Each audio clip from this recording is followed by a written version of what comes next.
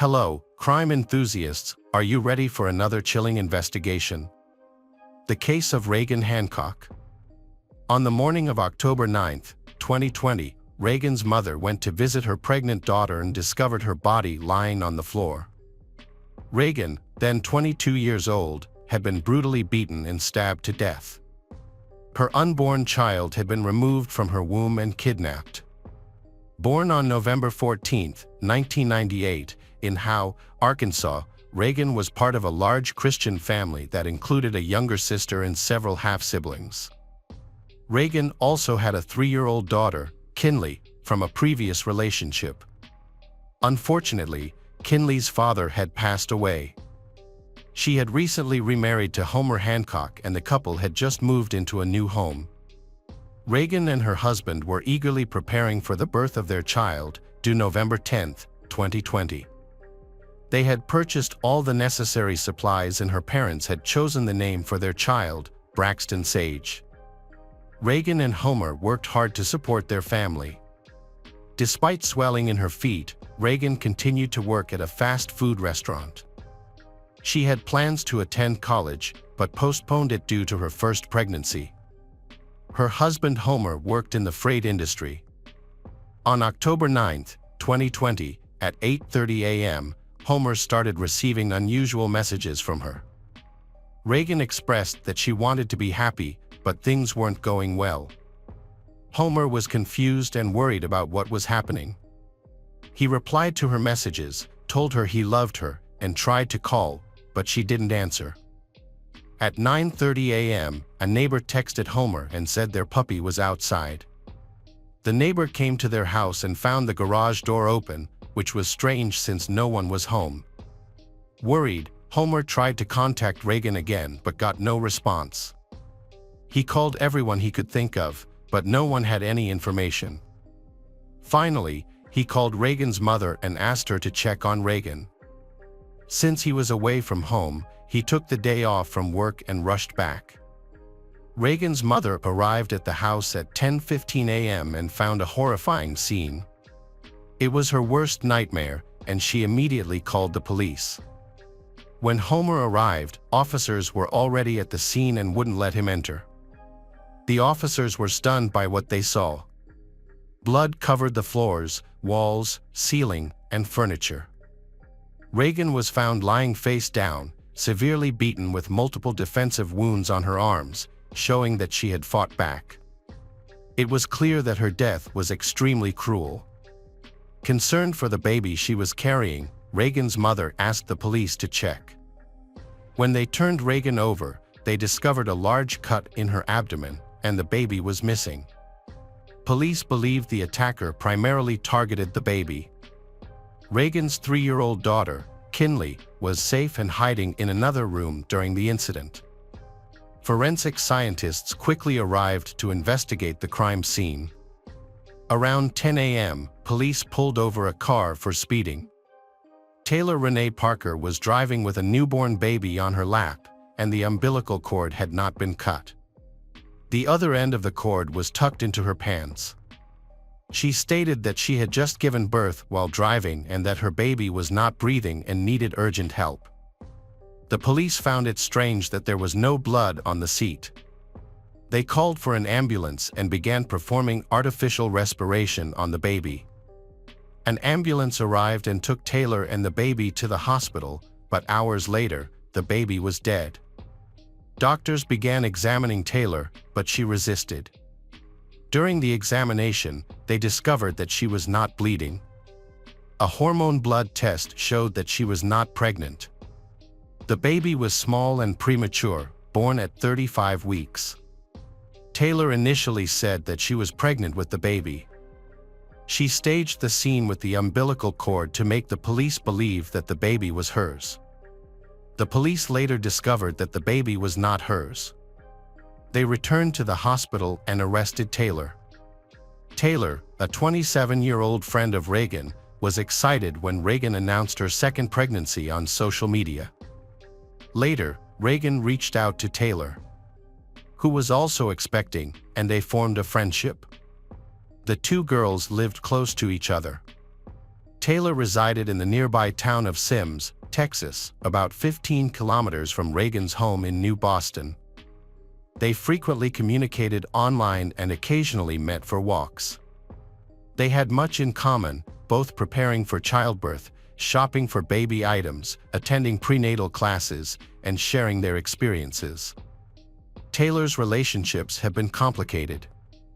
She has a daughter and a son from 2 previous marriages, both of whom live with their fathers and are already in school. Taylor lost custody of them and has had very little contact since then. Taylor formed a close bond with Reagan, even filming their wedding, but during this time, she was misleading both Reagan and her fiancé, Wade Griffin. At the start of her relationship with Wade, she lied about being an heiress to a multi-million-dollar fortune, claiming her family were oil tycoons. Later, she told him she had ties to the Mexican mafia and needed his protection, asserting that her presence caused a major shootout involving the FBI, which she insisted must remain secret from the media. Wade believed her and became involved in expanding his farming business at her urging, which led him to buy more pigs and cows. He took out a loan for these purchases, thinking he would repay it with the inheritance Taylor promised him. However, he never received any money and ended up in a tough financial situation. Later, Taylor became obsessed with the idea of buying a large hunting property valued at nearly $5 million, even though she didn't have the funds. She spoke to a realtor, claiming to be the heiress of a multi-million-dollar fortune from syrup producers, despite having previously said her family was involved in the oil industry. They reached an agreement to buy a plot of land for $3.5 million, making an initial deposit of $200,000 that Taylor borrowed from Wade. At that moment, Taylor felt proud and shared the exciting news with her family, giving everyone postcards featuring a photo of the property and saying they could go hunting there. However, the deal ultimately fell through, because she could not afford to pay the remaining amount. Initially, Taylor claimed that the syrup company would pay $7 million, but that money never arrived. At that time, Taylor was intensely motivated to purchase her dream home, which cost $20 million, a sum she didn't have. She falsely claimed that a wealthy uncle could provide the money, but then she vanished again.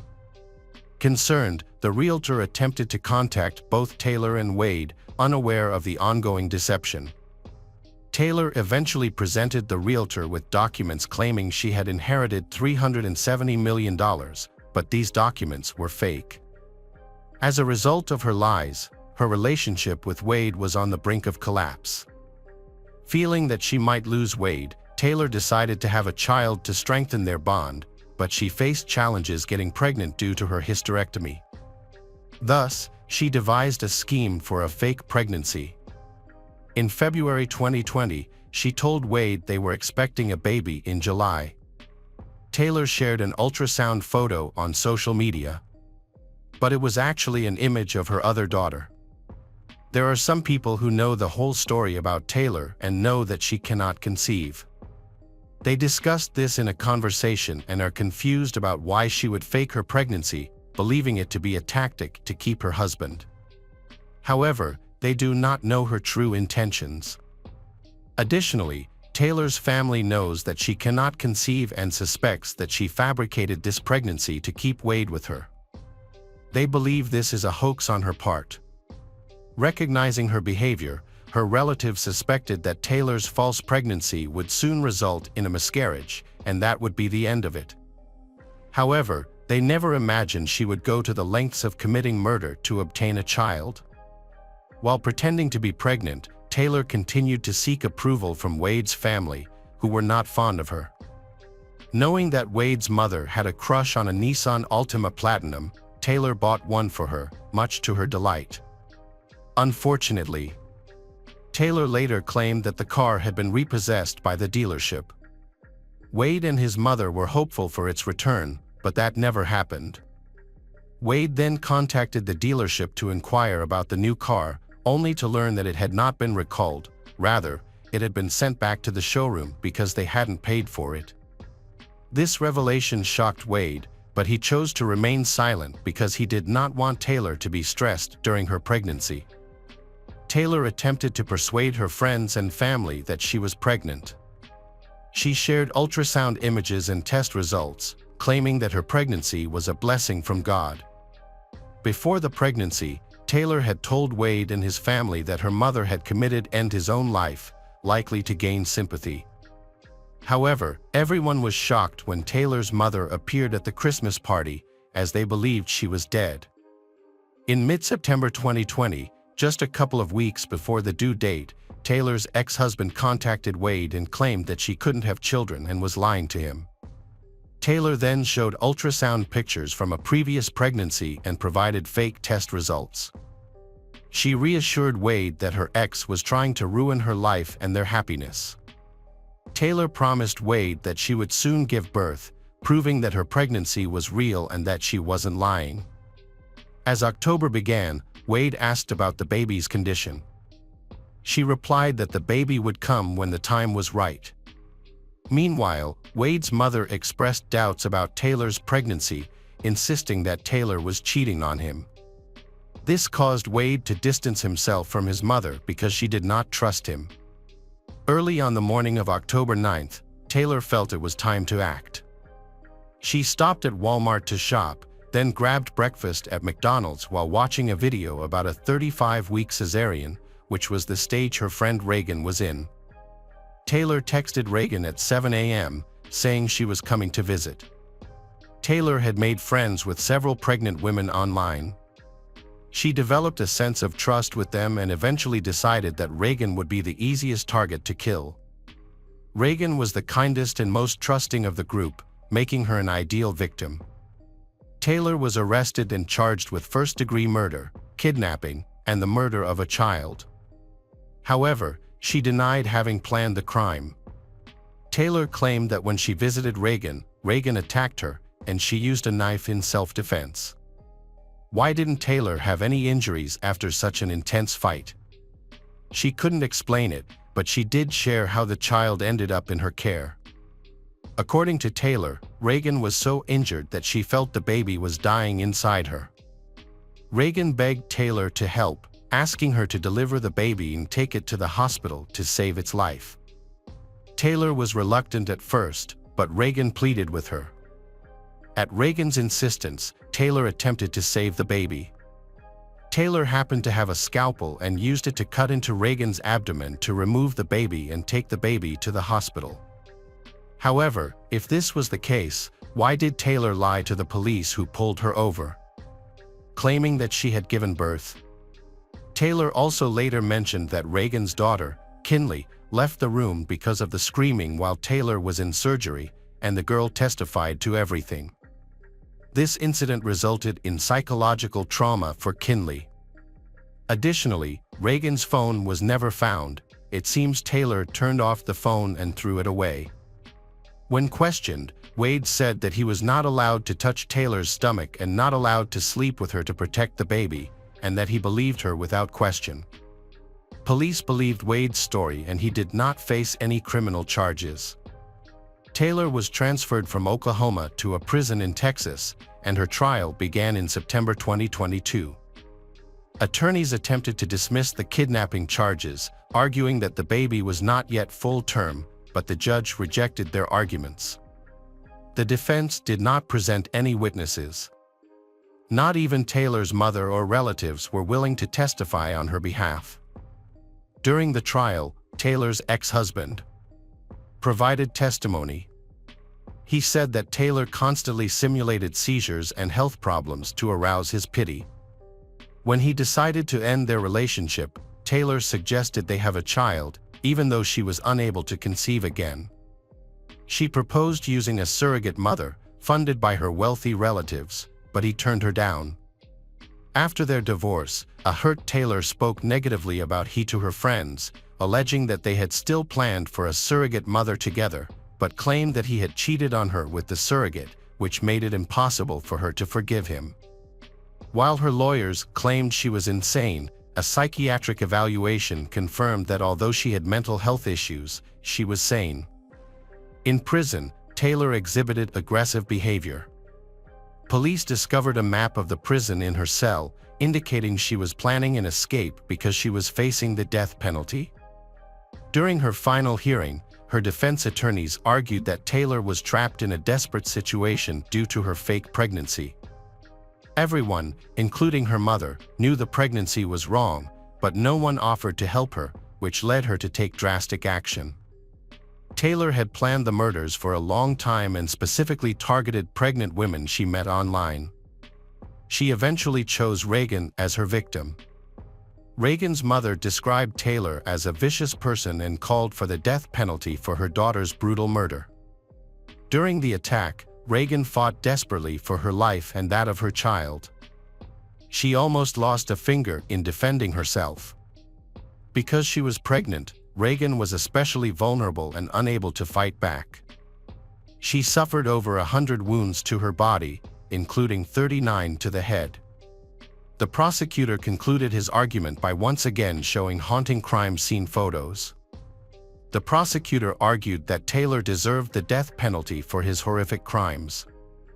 Throughout the trial, Taylor remained emotionless, showing no remorse even during the trial.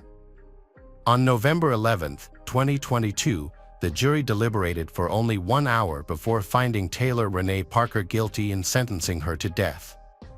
Following the trial, the community came together to support the Reagan family, organizing a fundraiser for Homer and her 3-year-old daughter, Kinley. They also raised funds by selling T-shirts.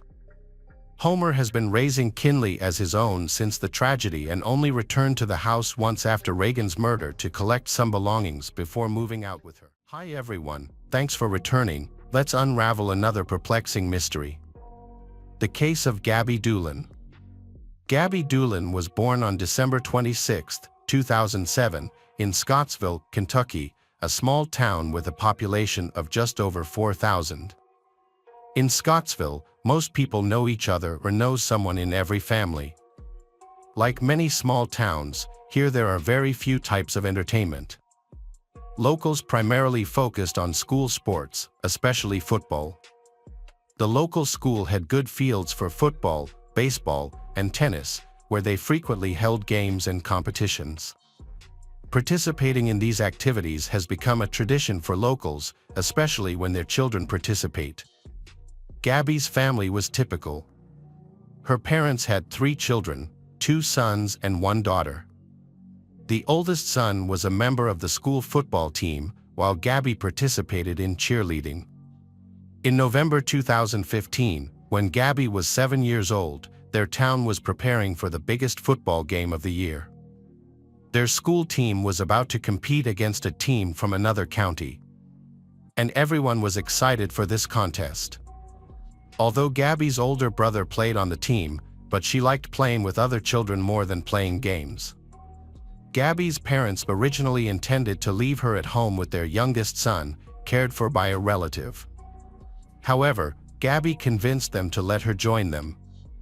On the evening of November 14th, they went to the school field for a game.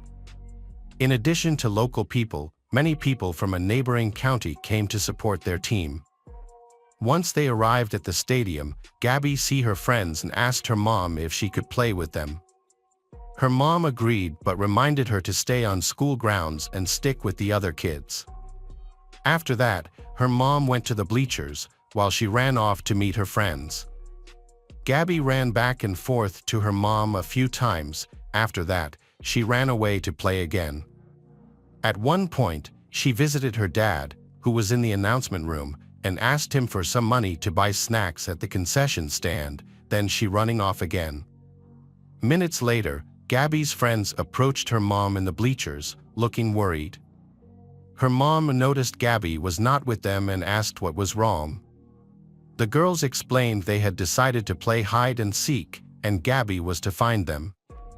They had hidden in the restroom, but time passed, and Gabby never found them. Thinking they had won, the girls left their hiding spot to find Gabby, but she was nowhere to be seen. They called her name and checked all the places they had been playing earlier, but Gabby had seemingly disappeared.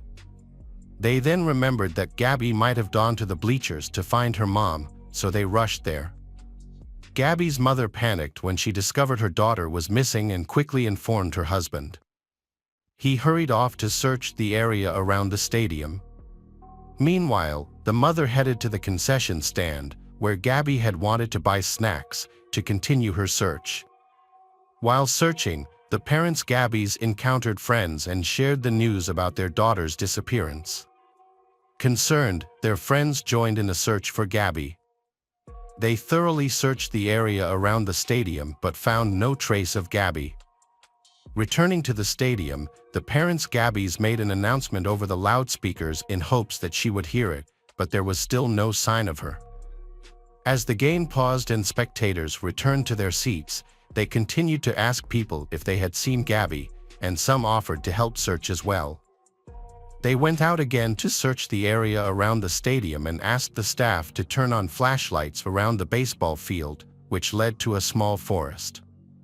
They walked through the forest but still couldn't find Gabby. By this time, about 20 minutes had passed since she disappeared, and the parents decided to call the police. Officers quickly arrived at the scene, listened to the accounts from the parents and Gabby's friends, and they began their search.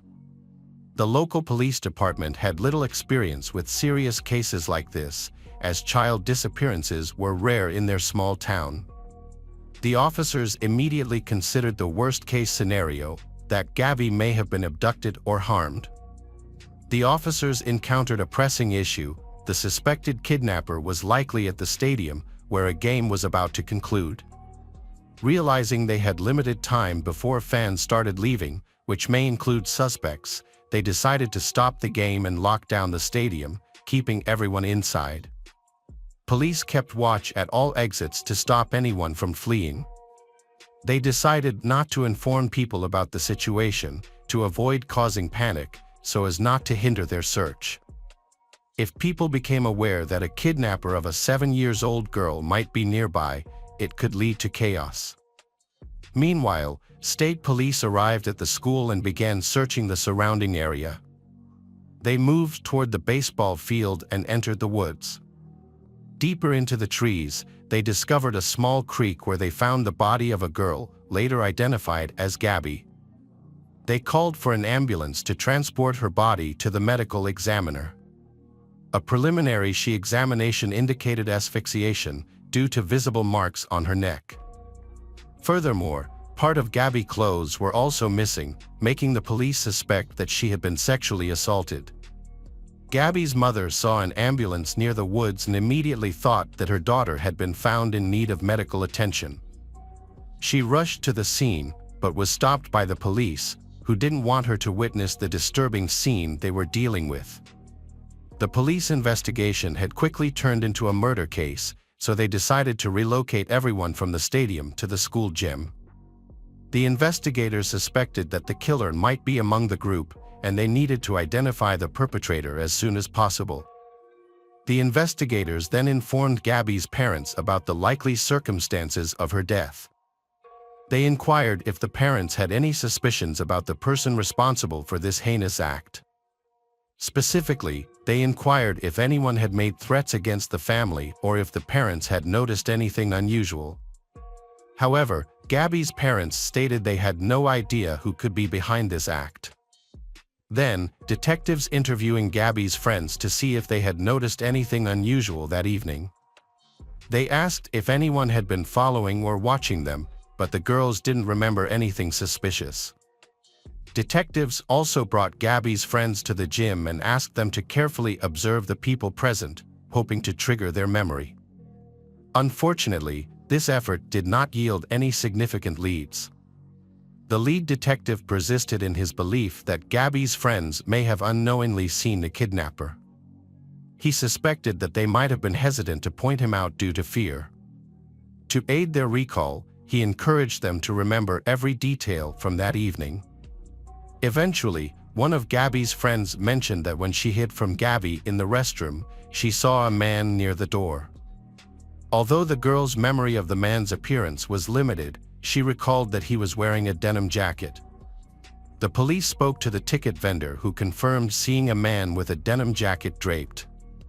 The vendor found this person's behavior unusual and suspected he was intoxicated. Although this new information helped, the police still couldn't identify the man. The police started questioning the people who had been at the game. As they did, it became clear why they were all being held there. They grew concerned, particularly for the safety of their children. Despite their fear, they cooperated with the police and answered their questions. To further investigate, the police cross-referenced the names of men present in the gym against a sex offenders registry, but found no matches. They also checked on sex offenders who had lived near the school, verifying their whereabouts at the time of the incident, but all of them had alibis. None of them had been near the school at the time of the incident. Several witnesses reported that they saw a man named Timothy Madden. He acting strangely near the women's restroom during the game. As a local resident, many people were familiar with him, but they stated that his behavior that evening seemed suspicious. According to these witnesses, Madden was wearing a denim jacket, which matches the description provided by one of Gabby's friends who also saw a man near the restroom. A witness who was a distant relative of Timothy reported that during the game, Timothy seemed distracted. Despite his younger son playing on the field, Timothy, who normally showed great interest in his son's sports activities, wasn't paying attention. Several other witnesses also expressed concerns about Timothy's unusual behavior, leading investigators to interrogate him. As night fell, many people had been released from the school. Before speaking with Timothy, investigators sought the local sheriff's opinion. The sheriff, who had known Timothy, doubted he was capable of committing such a crime. Timothy lived with his wife and 5 children. When police went to speak with him, they knocked on his door, and he answered. The officers asked if he knew the reason for their visit, and Timothy stated he was aware of Gabby's murder, but had no involvement in it. The detectives then used a tactic to gather more information. They asked Timothy if he could explain why several eyewitnesses claimed to have recorded him talking to Gabby shortly before her murder, through videos they supposedly provided. However, the detectives had fabricated this information. Their intention was to provoke Timothy into revealing his guilt or new information if he was involved in the crime. Timothy initially claimed he had no knowledge of the events, but he quickly changed his story. He admitted to speaking to Gabby near the stadium that evening. According to Timothy, he had stepped outside to smoke when several girls ran by him. Shortly after, Gabby approached and asked if he had seen her friends, explaining they were playing hide-and-seek and she couldn't find them. Timothy directed her towards their location, and she ran off. The detectives found Timothy's rapid change in story suspicious. Furthermore, his account indicated that he had spoken to Gabby just minutes before her disappearance. Notably, at the time when they met near the stadium, there were no witnesses present, which could have provided Timothy with an opportunity to commit the crime. The detectives then inquired if Timothy could provide a reasonable explanation if his DNA was found on Gabby's body. He replied calmly that he had none. They also requested a DNA sample from Timothy and the clothing he wore at the stadium. Timothy agreed to both requests. However, when handing over his clothing to the police, they discovered suspicious stains on the pants, denim jacket, and underwear that resembled blood. When questioned about the stains, Timothy insisted they were just dirt and denied any wrongdoing. However, the police were skeptical and decided to wait for the DNA analysis results to proceed with an arrest. After several days, the forensic pathologist completed the examination of the victim's body, confirming that Gabby's cause of death was manual strangulation. The pathologist also determined that she had been brutally assaulted. A biological sample of the perpetrator was extracted and sent to the laboratory for further analysis. The day after the murder, something unexpected happened. An anonymous letter arrived at the police station, claiming a suspicious person had been seen at the game. The letter provided a detailed description of the person's car, including the make and license plate number. This allowed investigators to quickly track down the vehicle's owner, who was a student living about 30 minutes from Scottsville. When questioned by the police, the student denied attending the game and knowing about the murder. He claimed to have been at work that evening, and the police were able to verify his alibi. As a result, he was removed from the list of suspects. Despite this, the person who wrote the anonymous letter was never identified. It is unclear whether the letter was intended as a trap or a cruel joke, but it is clear that the student was innocent. Police quickly received additional clues. Several people reported suspicious behavior by a 16-year-old local boy. He had given conflicting accounts of his whereabouts on the day of the game, claiming both to have been there and not to have attended. He also mentioned seeing girls playing hide and seek. The detectives discovered that the boy was Timothy Madden's son. However, what they found even more alarming was that the boy had threatened his father with a knife just 2 weeks before the murder. The police wanted to question the boy further but needed his parents to be present. However, his mother refused to cooperate and wouldn't provide a DNA sample, leaving the police without any concrete evidence. As news of the police investigation into the Timothy family spread, rumors began circulating in the small town of Scottsville. Some speculated that one of Timothy's older sons could be a suspect, while others suspected Timothy himself. Gabby's parents were shocked to hear these rumors, especially since they had known Timothy Madden since childhood and were close to his family. Their children played on the same sports teams, and they would often sit together at games.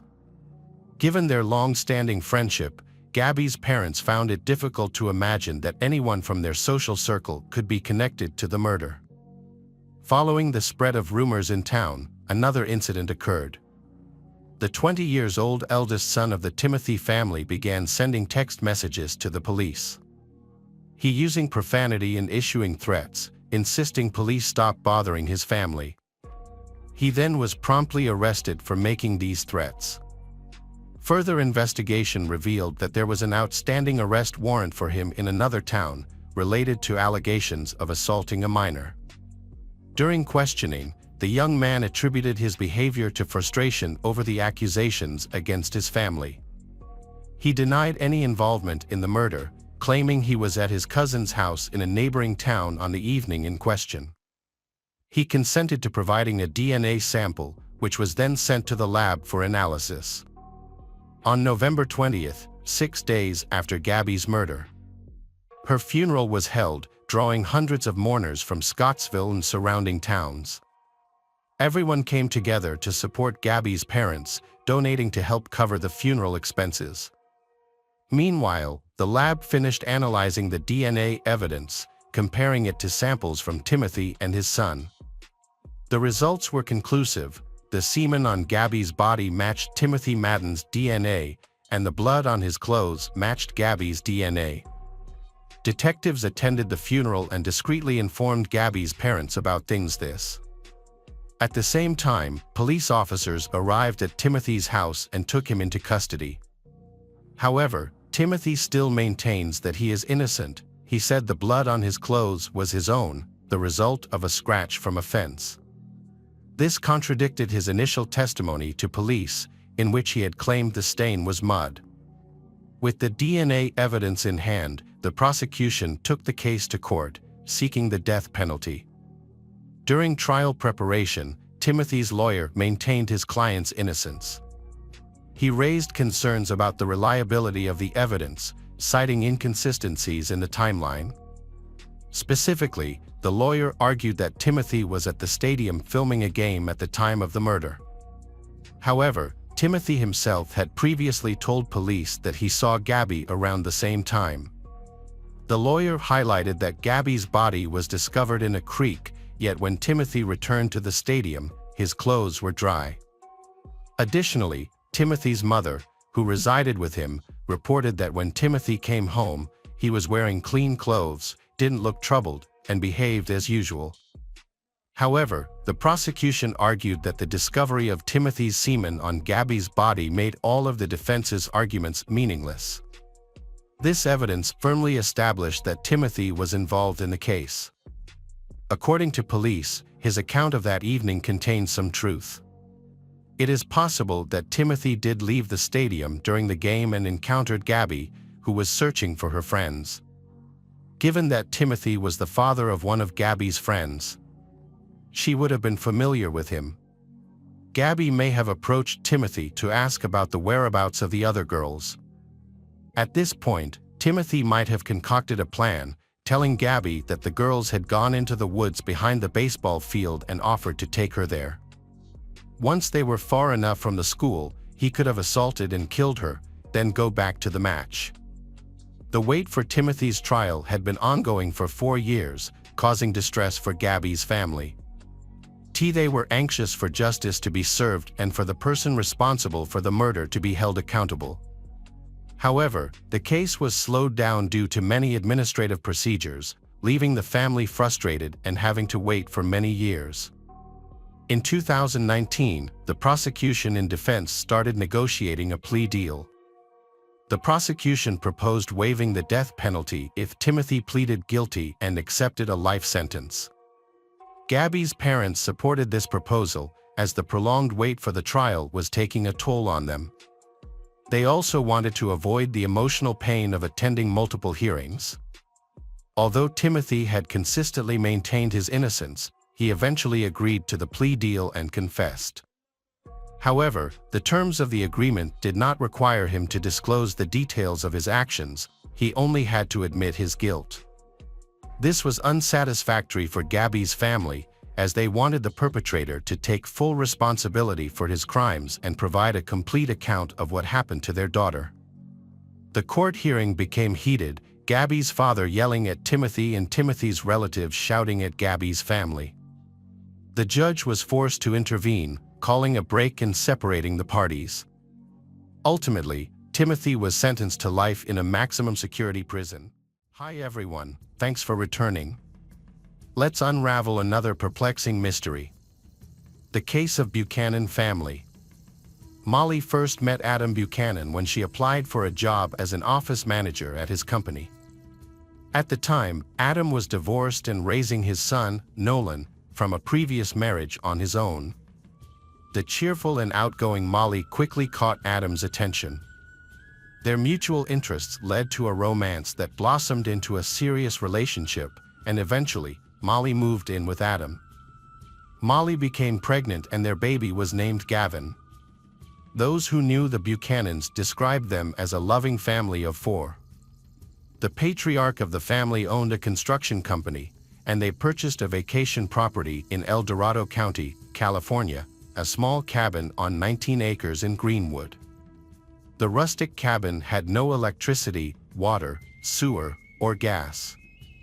Adam, who worked in construction, became actively involved in renovating it, and the family began visiting regularly. On September 13, 2015, at 10 a.m., members of the Garden Valley Fire Department were called to a wildfire in Greenwood Township, located on Highway 193 between Cool and Georgetown.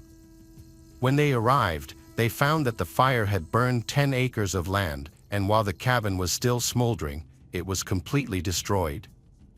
Fire department personnel found charred remains in the ashes. The fire scene was still intact, and at 11 a.m., firefighters contacted the El Dorado County Sheriff's Office. At the time, no one understood the severity of the situation.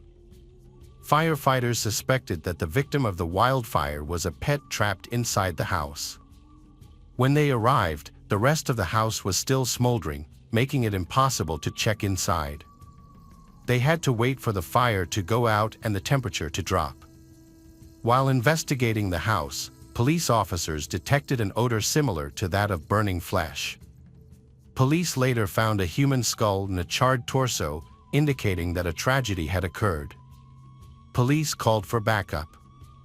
Officers from the sheriff's office arrived to thoroughly investigate the scene. It became clear that the small, isolated cabin was not the owner's primary residence, but rather a vacation home. A Dodge pickup truck and trailer were discovered on a plot of land near the cabin. Police obtained the license plate number to identify the owner, who may have been affected by the wildfire. It was quickly determined that the truck and trailer belonged to Buchanan Construction, owned by Adam Buchanan. He lived approximately 160 miles away, in Bonita, California. Police were unsure whether the person inside was Adam Buchanan or someone else. The name of the company owner provided police with their first lead into the investigation. The Bonita police were tasked with checking on the welfare of all members of the Buchanan family. They arrived at the address and parked in the Buchanan driveway, where they saw a white Ford pickup truck. When the officers knocked on the door, Nolan, Adam's 16-year-old son from his first marriage, answered. He was surprised to see the officers in uniform and asked why they were there. In order to avoid alarming anyone in the house, the officers decided to first determine who was inside. Nolan explained that his father, Adam, had gone away for the weekend to their estate, 160 miles away, with Molly and their 8-year-old son, Gavin, and they were expected back that evening. According to Nolan, his father had left him in charge of the house. Police did not yet have enough evidence to confirm that the remains found in the cabin were those of the Buchanans, but the information they gathered, along with the discovery of what they believed to be 2 human remains on the evening of September 13th, was enough to report the family missing from the El Dorado County fire. The following day, September 14th, El Dorado County Police went to the Nolan home to conduct more in-depth interviews and identify the victims of the fire. At the home, officers spoke with Adam's parents, Howard and Susan Buchanan. They mentioned that their son, the owner of the burned-out cabin, had been coming to the cabin to do repairs himself. The parents were very concerned because they had not been able to contact their son or daughter-in-law until that time. From their statements, officers learned that the home was equipped with a generator, but that there was no electricity at the time of the incident. There were also gas tanks inside. This led to 2 possible explanations: the fire could have been accidental or intentional. By September 15th, the fire had cooled, allowing police to collect evidence, including debris from a nearby fire pit. Detective James Peterson of the El Dorado County Sheriff's Office reported finding new remains, which changed the direction of the investigation. Police discovered a skull fragment with a bullet hole. At that point, it was clear that a homicide had occurred, and according to the sheriff, it could no longer be considered an accidental fire. The remains were collected and sent for DNA testing. In the first set of remains, a bullet was found lodged in the victim's thigh. The bullet-riddled skull was identified as that of a child. There was now no doubt that the fire had been used to cover up the crime. Police initially focused on whether anyone in his profession might have had a grudge against him. They also looked into Molly's life to see if she had any enemies who might have committed the crime. When those leads proved fruitless, police began looking into Molly and Adam's marital problems, which uncovered more problems. Police discovered that Molly and Adam's relationship had deteriorated significantly over time and that at the time of the murders, they had been sleeping in separate rooms for some time. A diary belonging to Molly detailed instances of abuse by Adam. Witnesses reported that Adam had not only abused Molly, but also abused children. Molly's mother, Susie Slanker, expressed to police that she feared that the couple might seriously harm each other during their arguments.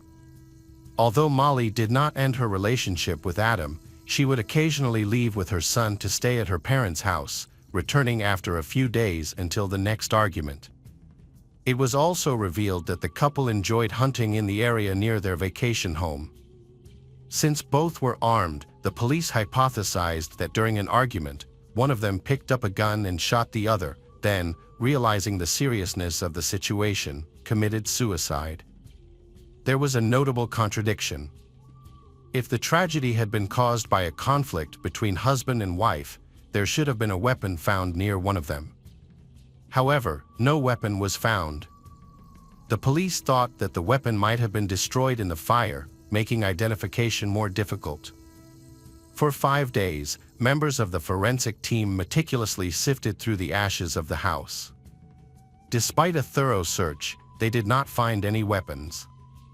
At this point, the medical examiner confirmed that the DNA found on the bodies belonged to Adam Buchanan, Molly McAfee, and their 8-year-old son Gavin.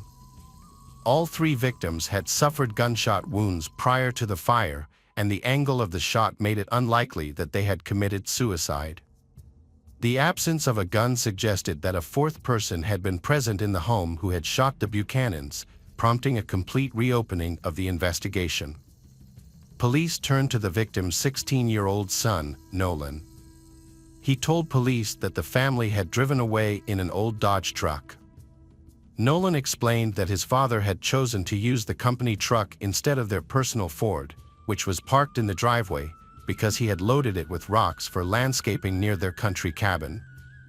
The truck was later found near the burned-out cabin. When asked why Nolan did not go on vacation with his relatives, he explained, as he had in his first interview, that he needed to take care of the house and garden while his father and stepmother were away. Nolan also mentioned that a neighbor was illegally planting trees on the edge of the Buchanan property, which led to frequent arguments between his father and the neighbor. His father would often demand that the neighbor stop planting trees and threaten to call the police. Nolan spoke about the difficulties of the family business, revealing that the company was facing serious financial problems. The company was downsizing, with only 5 employees remaining. According to his father, debts were mounting rapidly. The investigation identified a suspect, a neighbor. The main problem was that no one could identify which neighbors were involved. The police went door to door, interviewing homeowners in the area. This approach paid off when they found a man who confirmed that he had argued with Adam about growing an illegal crop.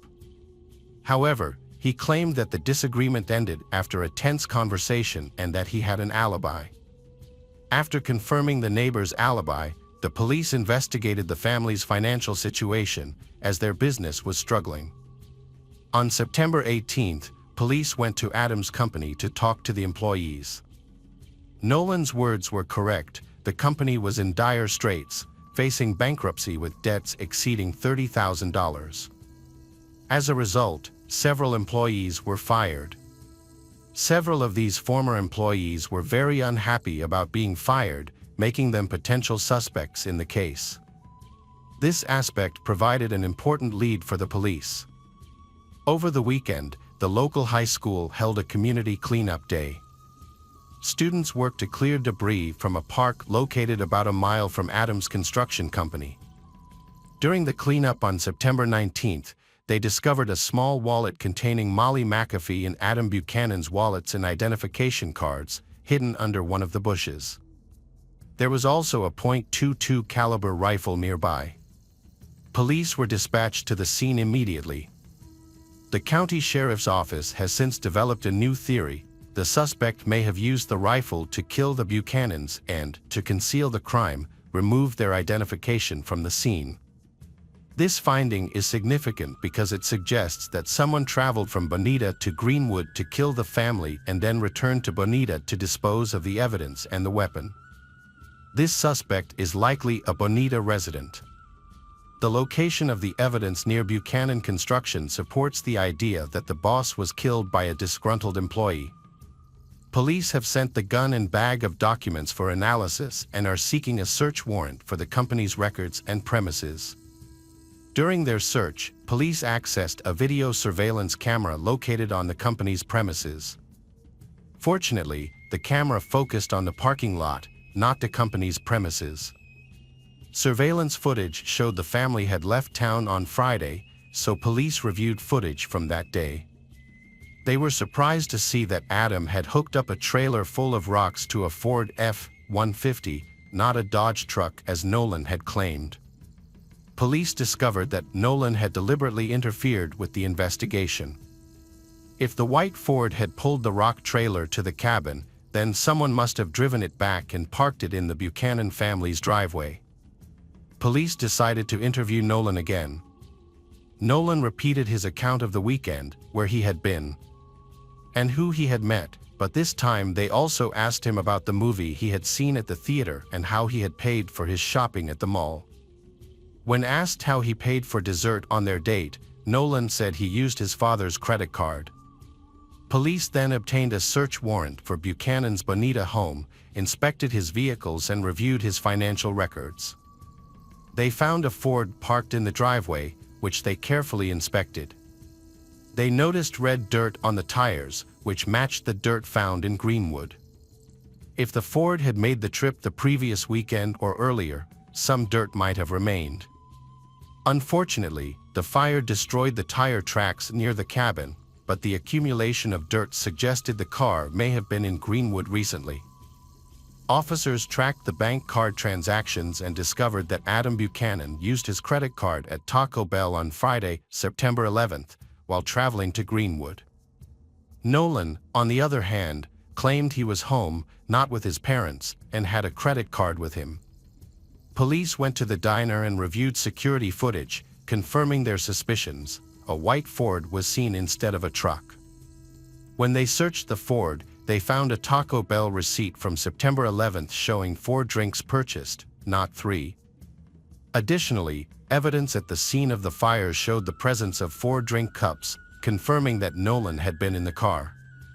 The next credit card transaction occurred on Saturday, September 12th, at the Valencia Club Bar in Pennon, about 30 minutes from the cabin. Adam's parents had alerted detectives to the bar, saying their son and daughter-in-law often went there after working on renovating the cabin. Security cameras recorded the moment the couple left the bar, and highway traffic cameras tracked their route. A Ford F-150 was seen heading toward the Buchanan cabin at 2:30 a.m. on the day of the fire, and then driving in the opposite direction at 3:30 a.m. In the first instance, cameras captured Adam and Molly in the car. In the second, only Nolan was recorded. Hours later, on the morning of Sunday, September 13th, Adam's credit card was used at 3 locations owned by Bonita, Starbucks, McDonald's, and a gas station. The bank confirmed to police that Buchanan had only 1 bank card. This information contradicted Nolan's accounts. At this time, forensic results showed that Nolan's fingerprints were found on the gun. He was arrested in the classroom. Nolan Buchanan pleaded not guilty to the charges against him and attempted to twist the story by claiming that his father had shot his family. He said his father had pointed a gun at him, and in self-defense he took the weapon away, accidentally shooting his father. Nolan maintained that it was self-defense, claiming that the fire and his subsequent lies were due to his panic and extreme fear. He explained that he had doused the house with gasoline and set it on fire to cover it up. The defense repeatedly pointed to Adam's abusive behavior toward his son and other family members to the jury. The medical examiner raised doubts about the verdict, noting that the gunshot wound to Gavin's skull indicated it was fired at a nearly 90 degrees angle. Nolan, meanwhile, claimed that he and his brother's beds were next to each other and that they were both awakened by noises and screams. At that point, Nolan allegedly saw someone enter the bedroom and shoot Gavin. The shooter then pointed the rifle at Nolan, who was able to push the attacker away. According to this account, the shot would have come from about a 45 degrees angle, which is inconsistent with forensic evidence. The prosecution believes Nolan shot his younger brother Gavin while they were home alone, as their parents were at a bar. After waiting for their father and stepmother to return, Nolan shot them as well. The position of the bodies suggested that Adam was killed first, followed by Molly. Nolan then took his rifle, his parents' papers, poured gasoline over the bodies, and set the house on fire. He then went home, met his girlfriend, and spent the day with her to establish his alibi. On July 13, 2018, a jury convicted Nolan Buchanan of 3 counts of first-degree murder. He was sentenced to 150 years in prison, with the possibility of parole after 25 years. Hey detectives! Welcome back. We've got another mysterious case to explore. The case of Lucy Davis. Lucy Davis was born in 1971 in the picturesque town of Penympryd, Wales.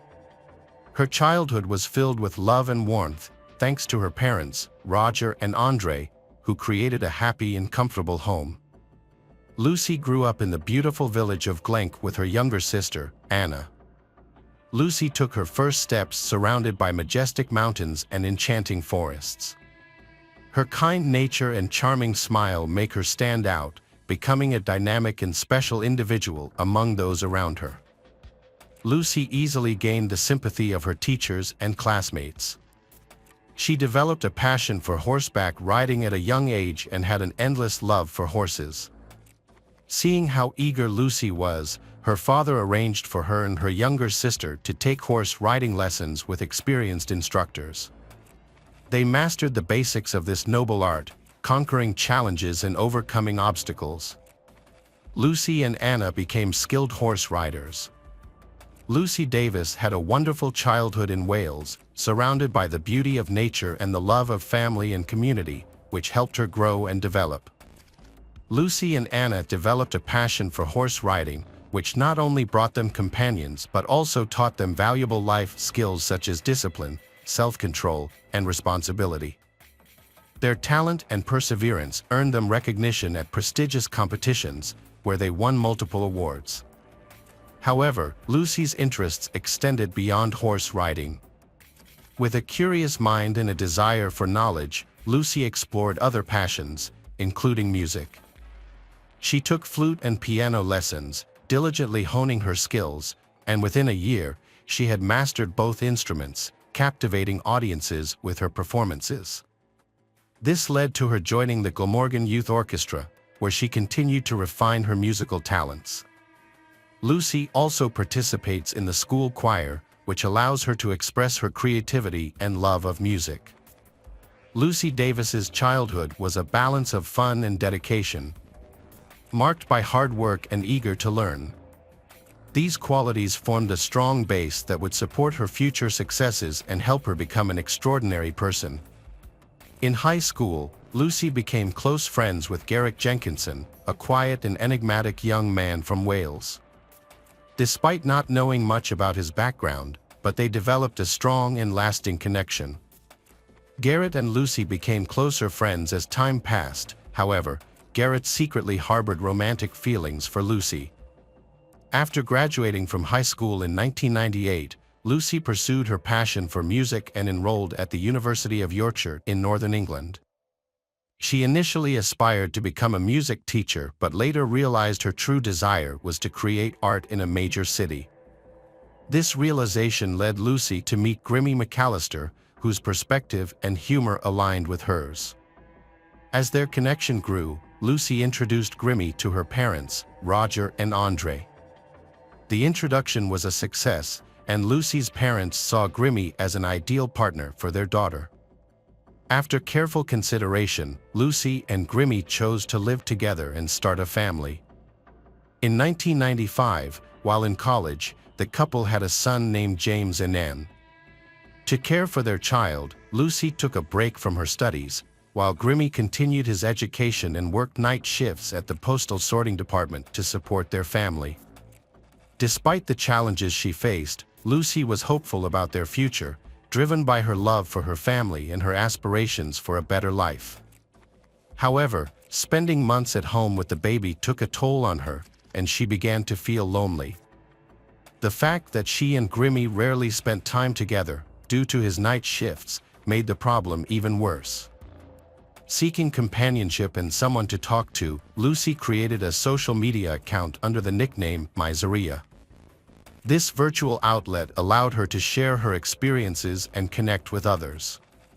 One user in particular caught her attention, Harold Landry, a 53 years old, he from Louisiana who had grown up in poverty and was fixated on achieving independence and success. Harold put in a lot of work and eventually came to an important insight.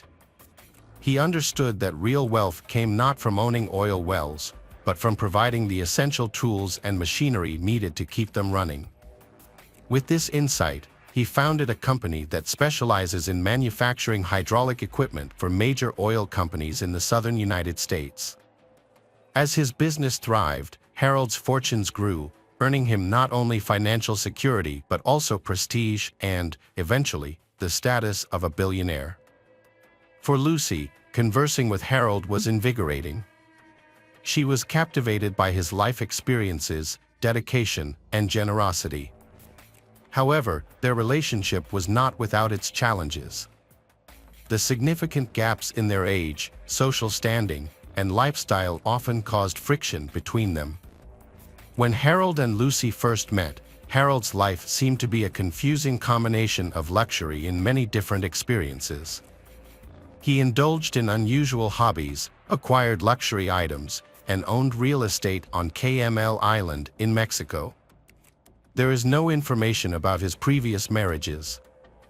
He was married and divorced twice, but it is not known whether he had children from these marriages. Harold's life underwent a major transformation in 1992.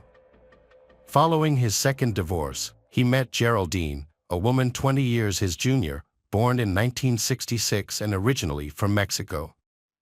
At the time, Geraldine was married to Chris Price and had 2 children.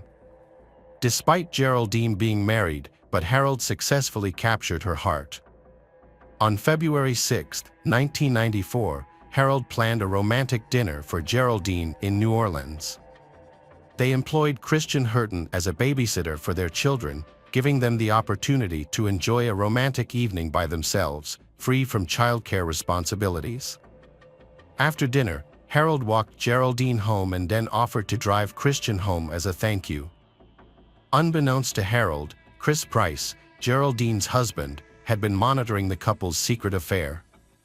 Chris, who was watching from his car, decided to confront Harold. He chased after him, finally catching up at a red light. Chris rushed towards Harold, shouting accusations. Harold remained calm, pulled out a gun, and warned Chris to back off. Enraged, Chris dared Harold to shoot. Without hesitation, Harold fired, hitting Chris in the neck. Fortunately, Chris received prompt medical treatment from a nearby hospital, and which saved his life. In 1997, Harold was tried in St. Mary Parish Court for the attempted murder of Chris Price. His lawyer, Pete Fannin, argued that Harold was a victim of a setup. The jury found Harold guilty of aggravated assault with a weapon, and he was sentenced to 5 years in prison. However, after appealing, Harold was released on parole, required to pay a fine and perform community service. Harold was thankful to Pete for his assistance and they formed a friendship. Harold and Chris reached a settlement, but the details of the compensation were kept private. Harold then lived in Covington as a wealthy man, openly discussing his past with Lucy, including his previous failed marriages and a traumatic incident. Lucy became more attracted to Harold after he shared his secrets. She was captivated by his persuasive nature. After Lucy ended her relationship with Grimmy, she and Harold chose to start dating. To shield them from unwanted issues, Harold aimed to steer clear of trouble. In early 2000, Harold visited England to meet Lucy's parents, Roger and Andre. Although they were initially surprised by the age gap, they supported their daughter's decision and didn't meddle in the relationship. Harold gave Lucy many costly presents because he wanted to fulfill all her wishes. His love was intense, and he contemplated marriage, but wanted everything to be flawless. Harold plans a trip to Mexico to strengthen his relationship, inviting Lucy, her son James, and her ex-husband Grimmy to join them on this special journey. Mexico was a paradise for Harold, and having his friend and lawyer Pete's apartment nearby added to the trip's comfort. Harold had recently bought a diamond engagement ring and shared the news with Pete. However, Pete suspected Lucy was cheating on Harold due to her frequent meetings with Grimmy. Despite Pete's warnings, Harold proposed to Lucy, blinded by his love for her. She accepted his proposal. In mid-2003, Harold and Lucy got married. Harold purchased $1 million home in Warshire County, and they started a new life together. Their neighbors, Rachel Clark and Stephen Kennedy, were friendly and helped them feel welcome in the area. After the wedding, Lucy gave birth to a daughter named Harth. Harold also welcomed James, Lucy's son from her previous marriage, into their family and treated him as his own. Over time, Lucy and Harold's relationship began to deteriorate. Harold became increasingly controlling, expecting Lucy to obey him completely. However, Lucy was an independent person and refused to comply with Harold's demands. As a result, arguments and disagreements became more frequent, creating a tense atmosphere at home. Their son, James, had a difficult and unhappy childhood due to his family's stressful environment. Lucy and Harold's relationship was deteriorating, and their neighbors took notice. The situation was made worse by their growing reliance on alcohol, which added to their existing problems. However, when the arguing and shouting stopped, neighbors thought the couple was trying to resolve their issues. In 2009, Lucy reconnected with her old school friend Garrett on social media. Their online conversations became a source of comfort for Lucy during a difficult time in her life. As Harold sensed Lucy's growing distance, he realized she was seeking solace in another man. Not wanting to confront the situation, Harold left for Mexico, leaving Lucy alone. During his absence, Lucy invited Garrett to visit. Harold was surprised when he got home. Shortly after, Lucy filed for divorce. And Harold began an affair with their neighbor, Rachel. Harold and Lucy's divorce proceedings were complicated by disagreements over dividing their assets. Lucy wanted to keep the family home for the sake of their children, while Harold was adamant that they sell it and offered her a financial settlement instead. The situation between Lucy and Harold became increasingly heated, and Lucy revealed some of Harold's past secrets.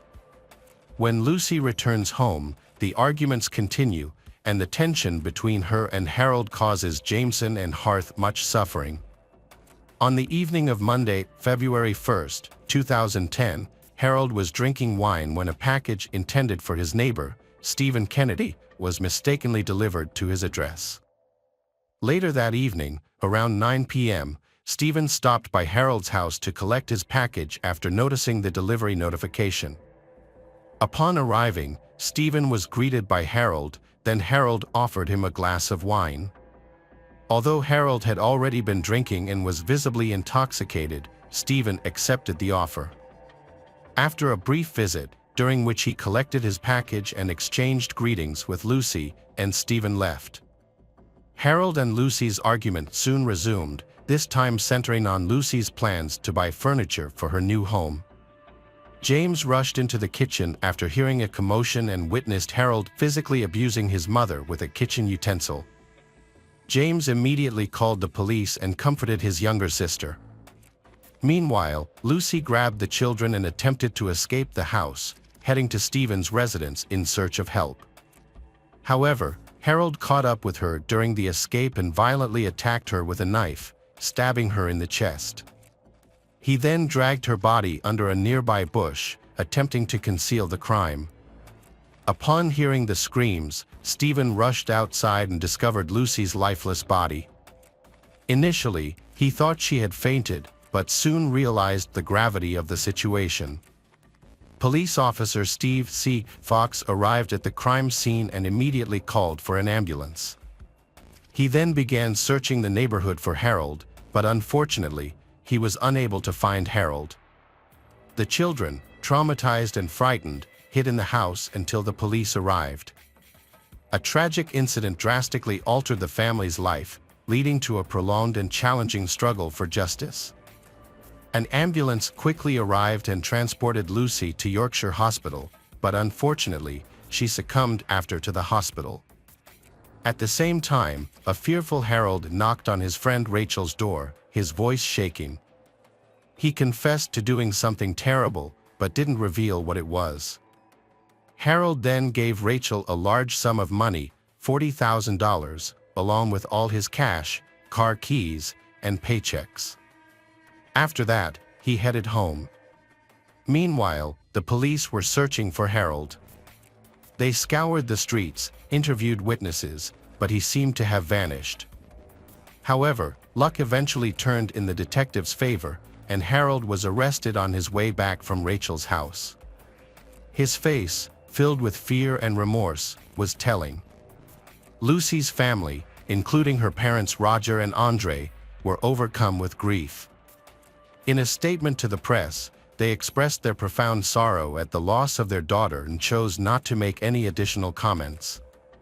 The forensic examination confirmed that Lucy died from multiple stab wounds to the chest. The investigation relied heavily on evidence discovered at the crime scene and a key eyewitness account from James, Lucy's son, who saw the tragic event unfold. February 24, 2011, was a day of tension in the courtroom, as everyone waited anxiously for the verdict in the trial of 64-year-old Harold Landry, who was accused of murdering his 38-year-old wife, Lucy. The jury had just delivered their guilty verdict, and the air was thick with bitterness and loss. Harold should have been Lucy's rock and protector, stood accused of her murder. His lawyer and friend, Pete, had passed the case to experienced attorney Andy Child, who faced an uphill battle in defending Harold. The defense's task was to convince the court that Harold never intended to take Lucy's life. The defense claimed that Harold acted in response to Lucy's aggressive behavior. Overcome with emotion, Harold swore he loved his wife and was consumed by remorse, insisting he never meant to hurt her. As part of his defense strategy, he pleaded guilty to manslaughter in connection with Lucy's death. However, the prosecution presented damning evidence, including disturbing photographs of multiple wounds on Lucy's body. The brutality of Harold's attack left no doubt about his guilt.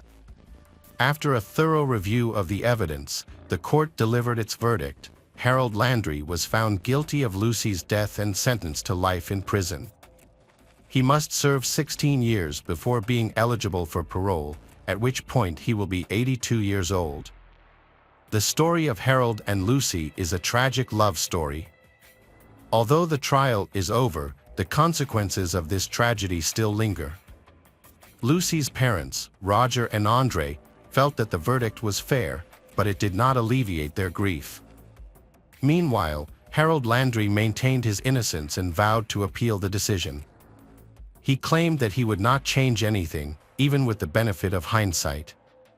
Harold has been held accountable for his actions. Hi everyone, thanks for returning. Let's unravel another perplexing mystery. The case of Alyssa Burkett. Alyssa Burkett was born on December 31, 1995, in Mosquito, Texas, to Teresa and Burkett and Joshua Forey.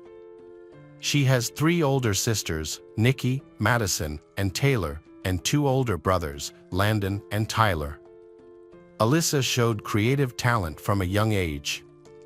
At the age of 7, she dreamed of becoming a fashion designer and even made her own clothes. Her grandfather, Russell Forey, a musician, encouraged Alyssa's passion, and at the age of 13, Alyssa decided to change her career path and pursue a career in law. Russell supported Alyssa's decision. After graduating from Royce City High School, Alyssa enrolled in a local college. When she was 18, Alyssa met a boy named Andrew Bird. He was 9 years older than her and seemed to be a mysterious bad boy. Despite her family's objections, Alyssa began pursuing Andrew. The relationship was unstable and complicated. Andrew did not work and relied on Alyssa for support. However, Andrew was very possessive, constantly monitoring Alyssa's every move. Her friends advised her to break up with Andrew many times, but Alyssa did not listen. In January 2019, 23-year-old Alyssa discovered that she was pregnant with Andrew's child. This unexpected pregnancy took Alyssa by surprise and forced her to rethink her future plans. Alyssa suspected that Andrew would not be a good father in the future, so Alyssa decided to break up with Andrew and raise her daughter on her own. Alyssa dropped out of college because of her pregnancy. On December 31, 2019, her 24th birthday, Alyssa gave birth to a healthy baby girl and named her Willow. Despite the challenges ahead, Alyssa is still trying her best to be a good mother. Alyssa often shares family photos on social media platforms. People close to Alyssa describe her as outspoken, energetic, kind, and has a bright smile. Alyssa has worked hard to earn money to take care of her daughter. She is working at Green Tree, a residential real estate company. With the support of her family, especially her grandparents, Alyssa tried to give her daughter a peaceful childhood while staying away from Andrew because she considered him unreliable. However, Andrew refused to give up. He initiated a fierce legal battle to gain custody of Willow, asserting that Andrew would achieve his goals at all costs and nothing could stop him. In April 2020, just 4 months after Willow was born, a woman named Holly Elkins, 22, appeared in Andrew's life. Holly Elkins quickly moved in with Andrew and began planning their life together.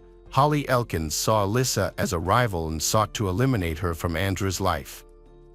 Alyssa considered herself the best mother for Willow. She began to feel the growing threat from Andrew and his fiancée Holly Elkins. Friends advised Alyssa to be cautious and prepare for the worst. Little did Alyssa know that her life was about to be seriously threatened. As soon as Andrew Bird and Holly Elkins began dating, they immediately launched a plan to bring Alyssa down. Their goal was to ruin Alyssa's reputation and take away Alyssa's custody of their child in order to gain custody of Willow. In text messages, Holly Elkins openly expressed her desire to eliminate Alyssa. Holly Elkins wrote to Andrew that Alyssa was controlling him, making him prioritize Alyssa, and demanding that Andrew show subservience to Alyssa. Holly Elkins viciously criticized Alyssa, calling her a liar, stupid, and a bad mother. Holly Elkins encouraged Andrew to take action against Alyssa, claiming that Alyssa was hindering their family happiness with Willow. Holly Elkins and Andrew installed a GPS tracking device on Alyssa's car to monitor her every move. Holly Elkins then anonymously called 911, falsely reporting that Alyssa was driving erratically in order to discredit her with the police. On another occasion, Holly Elkins went to the police station and falsely accused Alyssa of attacking her. To prove this story, Holly Elkins scratched her chest. The couple also hired a private investigator to find evidence against Alyssa and her new boyfriend. However, the detective did not find any evidence that could incriminate Alyssa, but Holly Elkins and Andrew did not give up. In September 2020, Holly Elkins and Andrew hid drugs and unregistered weapons in Alyssa's car and anonymously reported that Alyssa was trafficking drugs from her car. During the interrogation, Alyssa cried and insisted that she had nothing to do with drugs and immediately suspected Andrew of having a role in the plot, with the aim of discrediting Alyssa in the eyes of the police. Unfortunately, she could not prove it. Holly Elkins and Andrew planned every detail of the crime. On September 10, 2020, Holly Elkins went to a sports store with Andrew. There, Andrew bought a black raincoat with cash, and Holly Elkins helped Andrew choose the right outfit for the crime plan. On September 14, Holly Elkins went to a pharmacy and bought dark foundation and other cosmetics to disguise Andrew. On September 19, Holly Elkins and Andrew stopped by a hardware store where they bought shotgun shells and a large Camillus knife. Both the gun and knife would be used by Andrew to take revenge on his daughter's mother, Alyssa. During the last week of September, Holly Elkins texted Andrew frequently, urging him to carry out the plan. Holly Elkins stressed that they needed to resolve the issue. Holly Elkins knew that their relationship would be in danger if Andrew did not act. Upon receiving the text messages, Andrew put his plan into action. The search history on Andrew's phone showed that he had begun researching how to remove gunpowder residue from his hands after shooting, indicating that Andrew did not want to leave any traces. 6 days before the attack, Alyssa and Andrew purchased a used black Ford Expedition. Andrew told the seller that he would use the car to supervise a school project. On the morning of October 2nd, Andrew disguised himself as another man. Andrew wore a black raincoat and parked his Ford Expedition SUV near Alyssa's home. Through text messages provided by Holly Elkin, Andrew learned Alyssa's daily routine and determined where Andrew could find Alyssa. On the morning of October 2, 2020, Alyssa dropped off her one-year-old daughter, Willow, at her grandmother's house while she was on her way to work at Green Tree Home Management in Carrollton, as she did every day. Alyssa parked her car in front of the office around 9 a.m. and was about to enter the house when a black SUV sped toward her car. Andrew, dressed in a black hoodie, wearing a mask and holding a handgun, attacked Alyssa. She had no chance to react before he approached her and shot her in the head through the window. Alyssa dropped to the steering wheel, her face and hair covered in blood. Despite her serious injuries, Alyssa still had enough strength to open the car door and tried to crawl toward the office door. Alyssa was trying to call for help, but her body was weak and covered in blood. Despite the critical situation, Alyssa showed incredible willpower in her final moments. Andrew quickly returned when he saw movement. He pulled a large hunting knife from his coat and attacked Alyssa, who was on the ground. Andrew grabbed Alyssa's hair and brutally stabbed her multiple times in the neck, chest, and abdomen, totaling at least 13 wounds. Alyssa died on the spot from these severe injuries. When Alyssa's coworkers ran out to the parking lot after hearing her screams, they found Alyssa lying in a pool of blood with her throat slit. They attempted to revive Alyssa using CPR but were unsuccessful. By this time, Andrew had escaped in his black SUV, leaving the bloody weapon at the scene. Witnesses described the attacker as a tall, muscular man dressed all in black with a mask or hood. Many people mistook him for an African American at the time of the attack. According to Holly Elkins, she was at home with Andrew's daughter, Willow, giving her an alibi. Holly Elkins later told police that Andrew was believed to be with her the entire time. The brutal murder, which happened so brazenly in a public place, shocked the people of Carrollton. They were puzzled about the motive for this dangerous crime. However, Alyssa's loved ones and friends immediately suspected Andrew Bird. They knew about the ongoing dispute between Alyssa and Andrew over the custody of their child. Alyssa's mother, holding back tears, reported her suspicions about Andrew to the police. She shared with the police about Andrew's threats and harassment of Alyssa, as well as the long legal battle for custody of her granddaughter. According to her, Andrew had repeatedly stated that Alyssa would not be allowed to raise their daughter Willow. The investigation into Alyssa Burkett's murder was launched. At first, Alyssa's colleagues provided details about the attacker's appearance. This man, despite wearing a mask, was tall, muscular, appeared to be muscular, and some even thought he was African American. The testimony of Alyssa's loved ones made her ex-boyfriend, Andrew Bird, the main subject of the investigation. Alyssa's new boyfriend also said that Andrew had given them detailed addresses, even though no one had told Andrew. Based on this information, police began tracking Andrew's location in Rowlett. Not long after, they saw Andrew, along with his daughter Willow, packing up to leave for an extended period of time. When Andrew got into the car, the police stopped and searched the unmarked car. During the search, they found men's boots cut into pieces and soaked in drugs. Police discovered items related to camouflage makeup, napkins with makeup on them. When police searched Andrew's home, they found a lot of evidence. They discovered the pin for a GPS tracking device that Andrew had attached to Alyssa and her new boyfriend's car. Police also found an automatic silencer for a handgun and a cache of weapons. And police also found the phone that Andrew used when he called the police to report the discovery of drugs in Alyssa's car. Police confiscated 3 of Andrew's phones. When police checked the search history of one of those cell phones, they found questions about how to disassemble a gun barrel on his hand. This suggests that Andrew was trying to cover his tracks. Police found an abandoned black Ford Expedition SUV on the outskirts of town. When they examined the cabin, forensic experts found Alyssa's blood and fake beard hairs with Andrew's DNA. The dealer confirmed that Andrew had bought the car and paid in cash. Forensic tests showed that Alyssa's fatal bullet was fired from a .45 caliber handgun found in the car. Andrew's fingerprints were also found on the handle of the hunting knife. Additionally, Andrew's handwriting appeared on GPS devices and in calls to police. It appears that the prosecution has assembled evidence of Andrew Bird's guilt. However, the complaint also seeks to hold his co-defendant, Holly Elkins, accountable.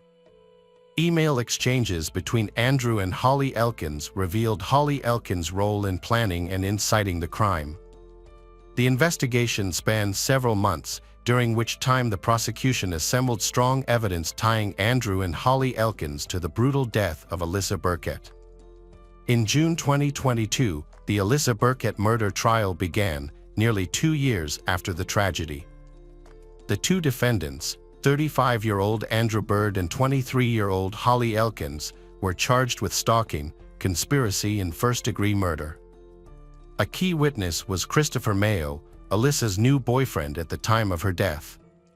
Christopher Mayo told the jury what had happened over the course of several months, including the arguments and troubles they had endured. Christopher Mayo recalled numerous occasions when Alyssa expressed to him her fear that Andrew would harm her.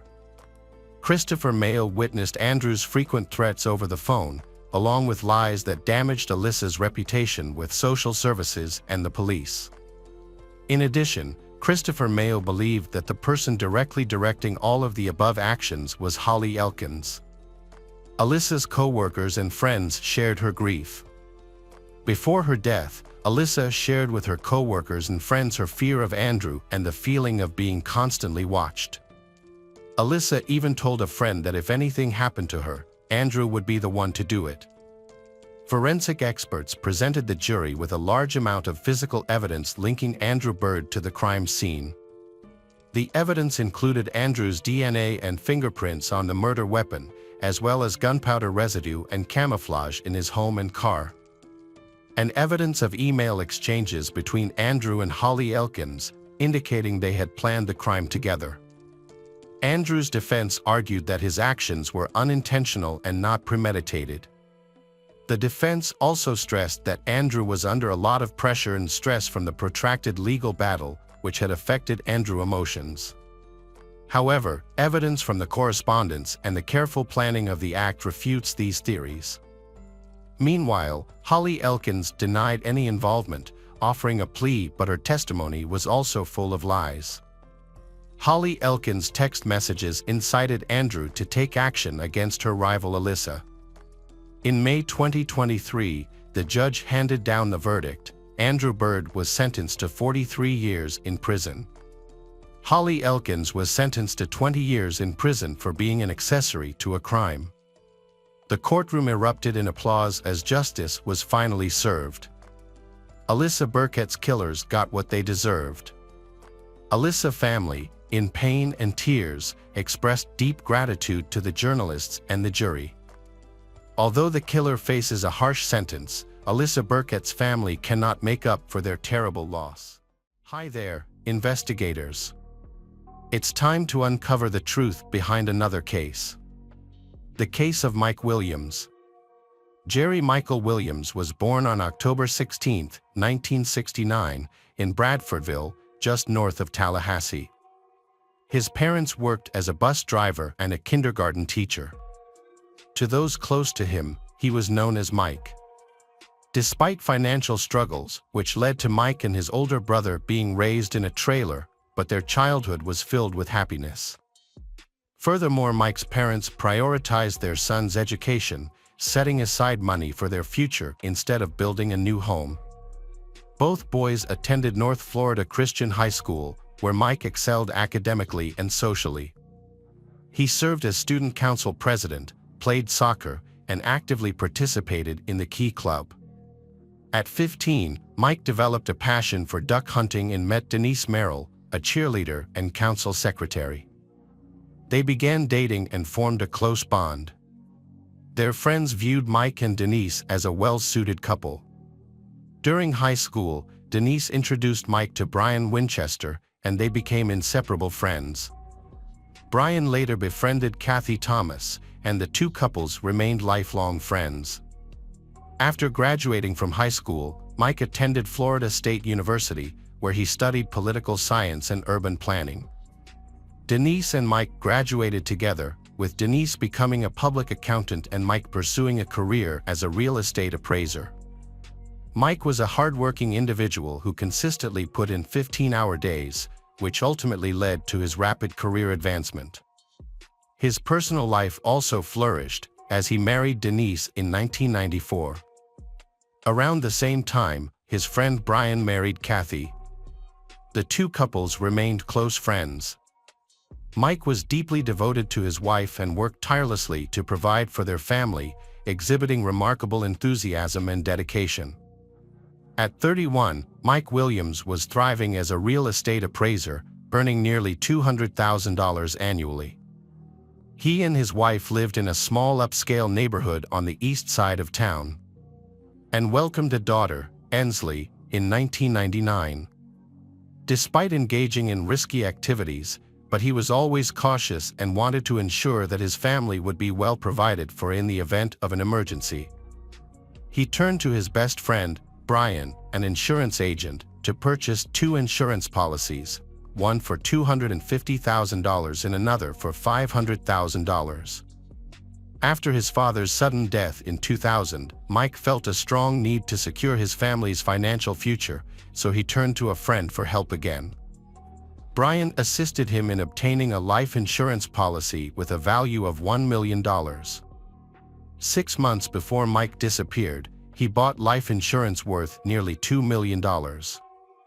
On December 16, 2000, Mike woke up early to go duck hunting on Lake Seminole, a large reservoir connected to the Apalachicola River. It was Mike's 6th wedding anniversary, and he planned to celebrate with his wife Denise that night. However, when Denise and their daughter waited for Mike to return home at noon, he failed to show up. Denise became concerned and called her father. Her father then contacted Mike's best friend, Brian Winchester. Brian and his father went to Lake Seminole, where they found Mike's Ford Bronco parked near the boat dock, but there was no sign of Mike. They searched the areas where Mike liked to hunt but couldn't find him or his boat. They decided to contact the police. Investigators from the Florida Fish and Wildlife Conservation Agency were called in, and a search for Mike began. Later, a helicopter pilot spotted the boat drifting 225 feet from the boat ramp. When the boat was searched, Mike's shotgun was found, still in its case, shows that he has not used it. The search operation shifted from rescue to recovery. Locals believe the area was once an orchard before the 3 rivers were dammed to create the lake. The lake was nicknamed Stump Field due to the numerous remaining tree stumps above and below the waterline, which posed a hazard to motorized boats. Searchers hypothesized that Mike's boat struck a stump, causing him to fall into the water. His boots, filled with water, may have weighed him down, leading to his possible drowning. Additional agencies, including a dive team from Montgomery, Alabama, and the Jackson County Sheriff's Office, joined the search. Despite a thorough search, but no signs of Mike were found. As the days passed, the operation transitioned from rescue to a body recovery mission. Search teams used probe poles to scour the lake's bottom, and service dogs were brought in to assist. 10 days after, a hunting hat with a camouflage pattern was found, but there was no evidence connecting it to Mike. Officials from the Florida Fish and Wildlife Conservation Agency speculated that Mike might have been consumed by alligators, which were abundant in the lake. The Florida Department of Law Enforcement found no evidence of foul play, reinforcing the theory that the incident was accidental. After a 5-week search, the effort to find Mike was halted. The following day, Denise organized a memorial service for her husband. Although Denise seemed to have accepted Mike's departure, his mother still found it difficult to accept. 6 months later, In June 2001, a fisherman discovered a pair of boots floating in the lake. A dive team searched the area and found a hunting jacket and a working flashlight on the lake floor. Inside the jacket pocket was Mike's hunting license, complete with his name and signature. The discovery raised several questions. Notably, neither the jacket nor the boots showed signs of an alligator attack, such as teeth marks. Additionally, none of the items appeared to have been in the water for 6 months, as the boots were not slimy. A week after the discovery, Denise's lawyer petitioned the court to declare Mike dead, citing the found items as evidence. The lawyers suggested that aquatic life, including alligators, might have consumed Mike's body entirely.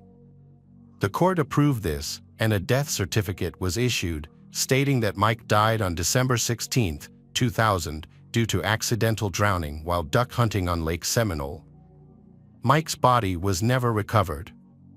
Mike's mother, Cheryl Williams, continues to search for her son, although this causes tension in her relationship with Denise. Denise demanded Cheryl stop searching and accept reality, threatening that if she continued, she would never see her granddaughter again. Cheryl refused to give up. She was determined to find Mike. Her perseverance ultimately led to the reopening of the investigation into Mike's disappearance.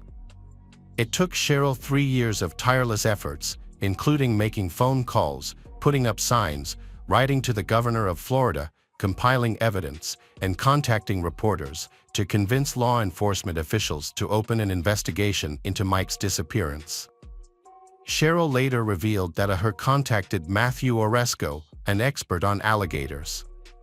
Oresco explained that alligators do not eat during the cold winter months due to low water temperatures, and their main priority is maintaining body heat. Temperatures as low as 14 degrees make alligators uninterested in food. Additionally, according to Oresco, alligator attacks always leave behind forensic evidence. 3 years later, Cheryl convinced law enforcement to dismiss the alligator theory and start a formal investigation into her son's disappearance. New discoveries regarding the behavior of alligators prompted a re-examination of the case. Evidence from interviews and data suggested that Mike's death was not an accident. Former investigator Ronnie Austin stated, "My instinct tells me Mike did not die in Lake Seminole, and that's what most law enforcement agencies working on this case agree on." Austin worked on Mike's case at the 2nd District State's Attorney's Office. The Florida Fish and Wildlife Conservation Agency initially handled the case as a missing hunter incident. They dedicated 735 hours to searching a 10-acre area of the lake for Mike's body, but surprisingly they did not find any signs of crime. Years later, those involved in the search, including police officer David Arnett, who was present at the scene, expressed that several things seemed unusual from the start. Firstly, it was unusual for Mike to hunt alone. Additionally, his truck was found in an undeveloped area, which would have required him to drag the boat through mud, rather than using the nearby concrete boat launch that he typically used. The severe storm that night should have pushed the boat towards the east shore, but it was instead found on the west shore. Additionally, the boat's motor was not running, yet it was still full of gasoline. If Mike had been operating the boat and fallen out, the boat would have continued to float in circles until it ran out of fuel. Law enforcement initially believed Mike's death was a simple drowning, but they later began to suspect foul play. However, by that time, the crime scene had already been trampled by numerous volunteers and searchers. A vital piece of evidence, a vehicle, was taken by Mike's family without being inspected by investigators. Additionally, some potential witnesses were overlooked. Denise and Brian were identified as suspects when investigators found out that Brian had just gone through a divorce from his previous wife, Kathy, and then quickly married Denise. Furthermore, Denise had received nearly $2 million from Mike's life insurance policy. Detectives also found it suspicious that Brian had sold Mike the policy. The investigation raised more red flags when Denise, Mike's wife, showed no interest in helping with the investigation and tried to prevent Mrs. Sherrill from participating in search. Denise even prohibited Sherrill from speaking with her granddaughter. When questioned, Brian provided an alibi, claiming he was at home, 60 miles from the lake, on the morning of Mike's disappearance. His ex-wife, Kathy, corroborated his story. Brian also mentioned that he had planned to go hunting with his father-in-law that morning but overslept. Denise's interrogation did not reveal any new information. In 2008, the Florida Department of Law Enforcement concluded that Mike's disappearance was not an accident, which is a criminal offense. However, due to insufficient evidence, they were unable to prosecute. Despite this, Mike's mother, Cheryl Williams, continued to seek answers. The case was featured on the Discovery Cable channel in 2011, but Cheryl became increasingly frustrated with the Florida Department of Law Enforcement, feeling that they were either incompetent or uninterested in solving the case. In 2012, she began writing daily letters to Governor Rick Scott, requesting that he either reassign the investigation to another agency or appoint a special prosecutor. Over the course of 9 years, Cheryl sent 2,600 letters to the governor. Meanwhile, Denise and Brian's marriage was deteriorating. In 2012, Denise discovered Brian's infidelity, leading to their breakup. Denise filed for divorce the following year.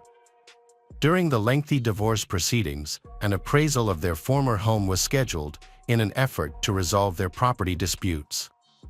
This brought progress in Mike's case, as tensions between Denise and Brian reached a boiling point. Brian wanted to continue the marriage, but Denise wanted a divorce, because they were constantly arguing, and things were further complicated by the stress of Mike's investigation.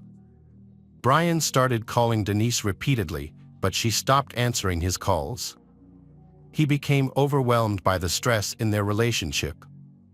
On August 5, 2016, Denise was set to have her home appraised as part of a court order. That morning, she left her home to drive to work at Florida State University. While speaking with her sister on the phone, she noticed someone climbing over the back seat of her car. It was Brian. Brian pressed a loaded gun against Denise's and instructed her to drive straight ahead. Brian said he did this extreme thing because she had quit answering his phone calls. Denise attempted to calm Brian down by agreeing with him and promising to give their marriage another chance. Brian seemed to believe her. Denise assured him that she wouldn't report the incident to the police, and Brian exited the vehicle. As he left, he took several items with him, including a brown sheet, plastic sheeting, a bleach sprayer, and tools. It became clear that Denise had narrowly escaped a potentially fatal situation. She immediately called emergency services, and Brian was quickly arrested. He was charged with kidnapping, a first-degree felony in Florida that carries a maximum life sentence. He also faced charges of domestic violence and burglary. The court ordered Brian to be held without bail. Cheryl Williams expressed hope that Brian's arrest might lead to a breakthrough in her son's case. Cheryl shared with the New York Daily News, Brian did not want Denise to keep all that money for herself. Cheryl hoped Brian will reveal what really happened. And ultimately, Brian did share what had transpired. Brian managed to negotiate a very favorable deal with the prosecutor, avoiding a life sentence, and then began telling his story. He explained that it all started when he discovered a note in Kathy's purse, revealing that she was cheating on him. This sparked a desire for revenge in Brian. Around that time, Brian and his friends, including Denise and her husband Mike, would often go to bars and concerts together. Brian had known Denise since high school, but he had never been attracted to her until Kathy's infidelity. His perspective on Denise changed after being cheated on. In October 1997, Brian and Denise started an affair. Initially, it was just a casual encounter at a rock concert, but it quickly developed into regular and secret dates. They would meet at hotels during the workday whenever they had the chance. Brian made it clear that he did not want to divorce Kathy, and Denise was adamant that she would never leave her husband Mike, as she cared deeply about public opinion and did not want to risk losing custody of her daughter. As their relationship progresses, it deepens and they begin to consider themselves a couple, often exchanging gifts and writing romantic letters to each other. They realized they couldn't continue living like this, as they couldn't bear to be apart. However, Denise did not think about getting a divorce because she wanted people to think she was a good and moral person.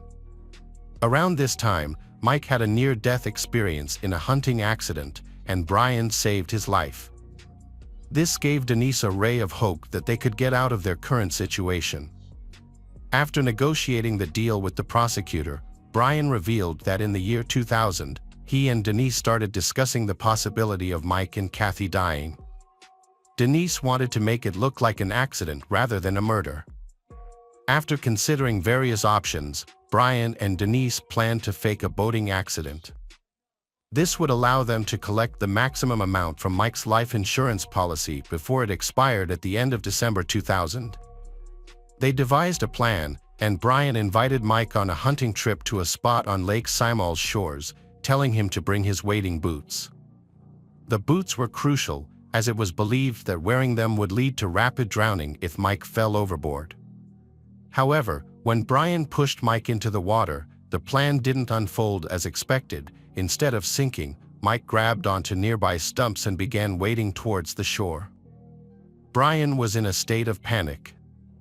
He didn't know how to handle the situation. Mike was loudly calling for help, and Brian felt overwhelmed. In his panic, Brian grabbed his shotgun and shot Mike in the head without thinking. The plan had gone terribly wrong, and now Brian had to cover up the incident. Time was running out because he had to go home and prepare for a hunting trip with his father-in-law. Since no one knew Brian was at the lake with Mike, he decided to return home and pretend he had overslept. He drove back, hoping to find his wife, Kathy, still asleep. Brian entered the house quietly, finding Kathy asleep and his phone on the floor. He went to bed, called his father-in-law to apologize, and began creating an alibi for himself. Meanwhile, he hid Mike's body. Denise didn't know what really happened when Mike went missing. Brian attempted to confess to her, but she refused to listen. She preferred to believe that Mike's disappearance was an act of God, allowing her to move on with her life. According to Brian, he and Denise made a promise to each other to keep the truth hidden forever. Denise and Brian claimed that Mike's death was necessary because they couldn't live together. They stated that the life insurance payout was just an added benefit. Brian would later testify in court. However, investigators discovered that Brian had planted evidence, including a hat, boots, flashlight, and license, to mislead searchers and create false evidence to declare Mike dead, allowing Denise to collect the insurance. Denise received around $2 million, including Social Security and other benefits. On May 8, 2018, Denise was charged with first-degree murder, conspiracy, and accessory to a felony, carrying a life sentence. She pleaded not guilty to all charges. In February 2019, Denise was sentenced to life in prison. 5 months later, her daughter Ansley received Mike's assets and insurance payout. Denise appealed the conviction and life sentence in January 2020.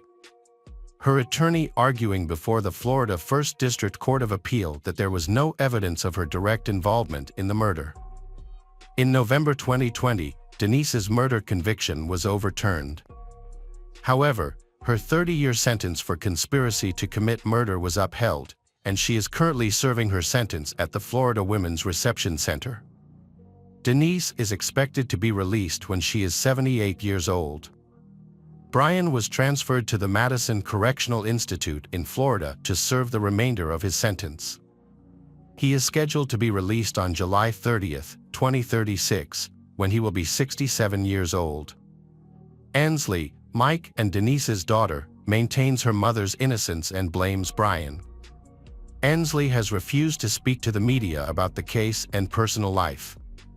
According to Cheryl and Nick, Ansley's uncle, they have been unable to reconnect with Ansley. Cheryl expressed her sorrow, stating that she has not only lost her son but also her connection with her granddaughter. Welcome back, detectives. Let's dive into another horrible case. The case of Sierra Lamar. In March 2012, the Lamar family, consisting of Steve, a computer expert, his wife Marlene, and their two daughters, Danielle and Sierra, living in Fremont, California. Sierra was younger sister. She was born on October 19, 1996. Both girls had a relatively comfortable upbringing, with the usual ups and downs that come with family life. However, a disturbing fact about their father's past had a profound impact on the family. When Danielle and Sierra were younger, their father, Steve, was involved in a serious incident involving inappropriate behavior with one of their roommates during a sleepover.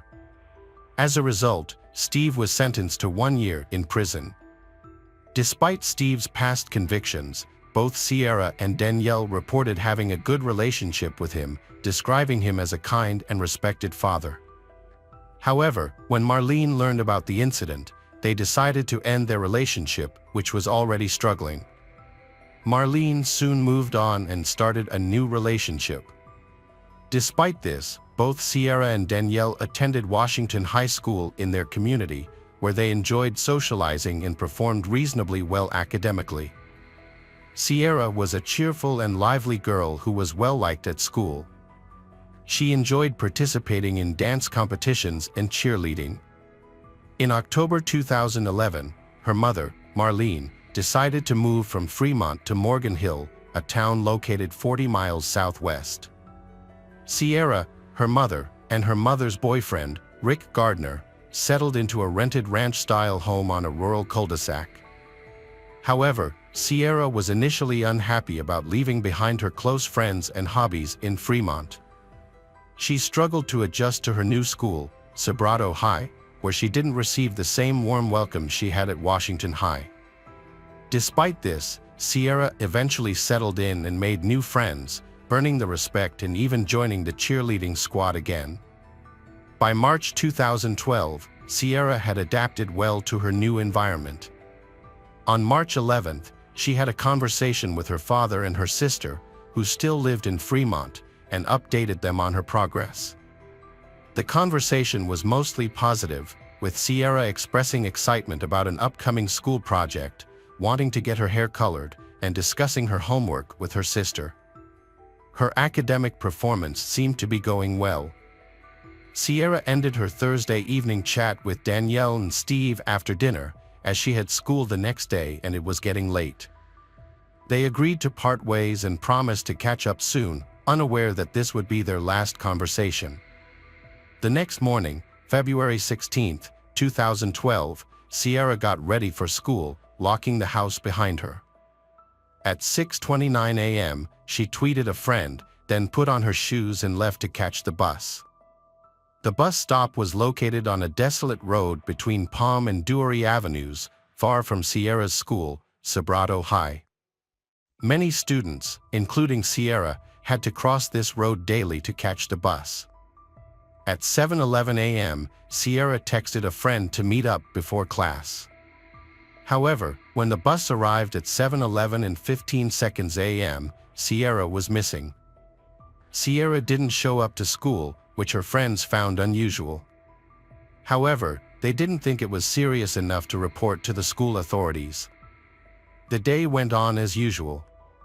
When the school day ended, Marlene, Sierra's mom, tried to contact Sierra, but her call went straight to voicemail. Although Marlene thought this was strange, she didn't get worried. However, when she got home and saw that Sierra's room was still empty, she realized that something was amiss. She contacted Steve to ask if Sierra was planning to visit him in Fremont again.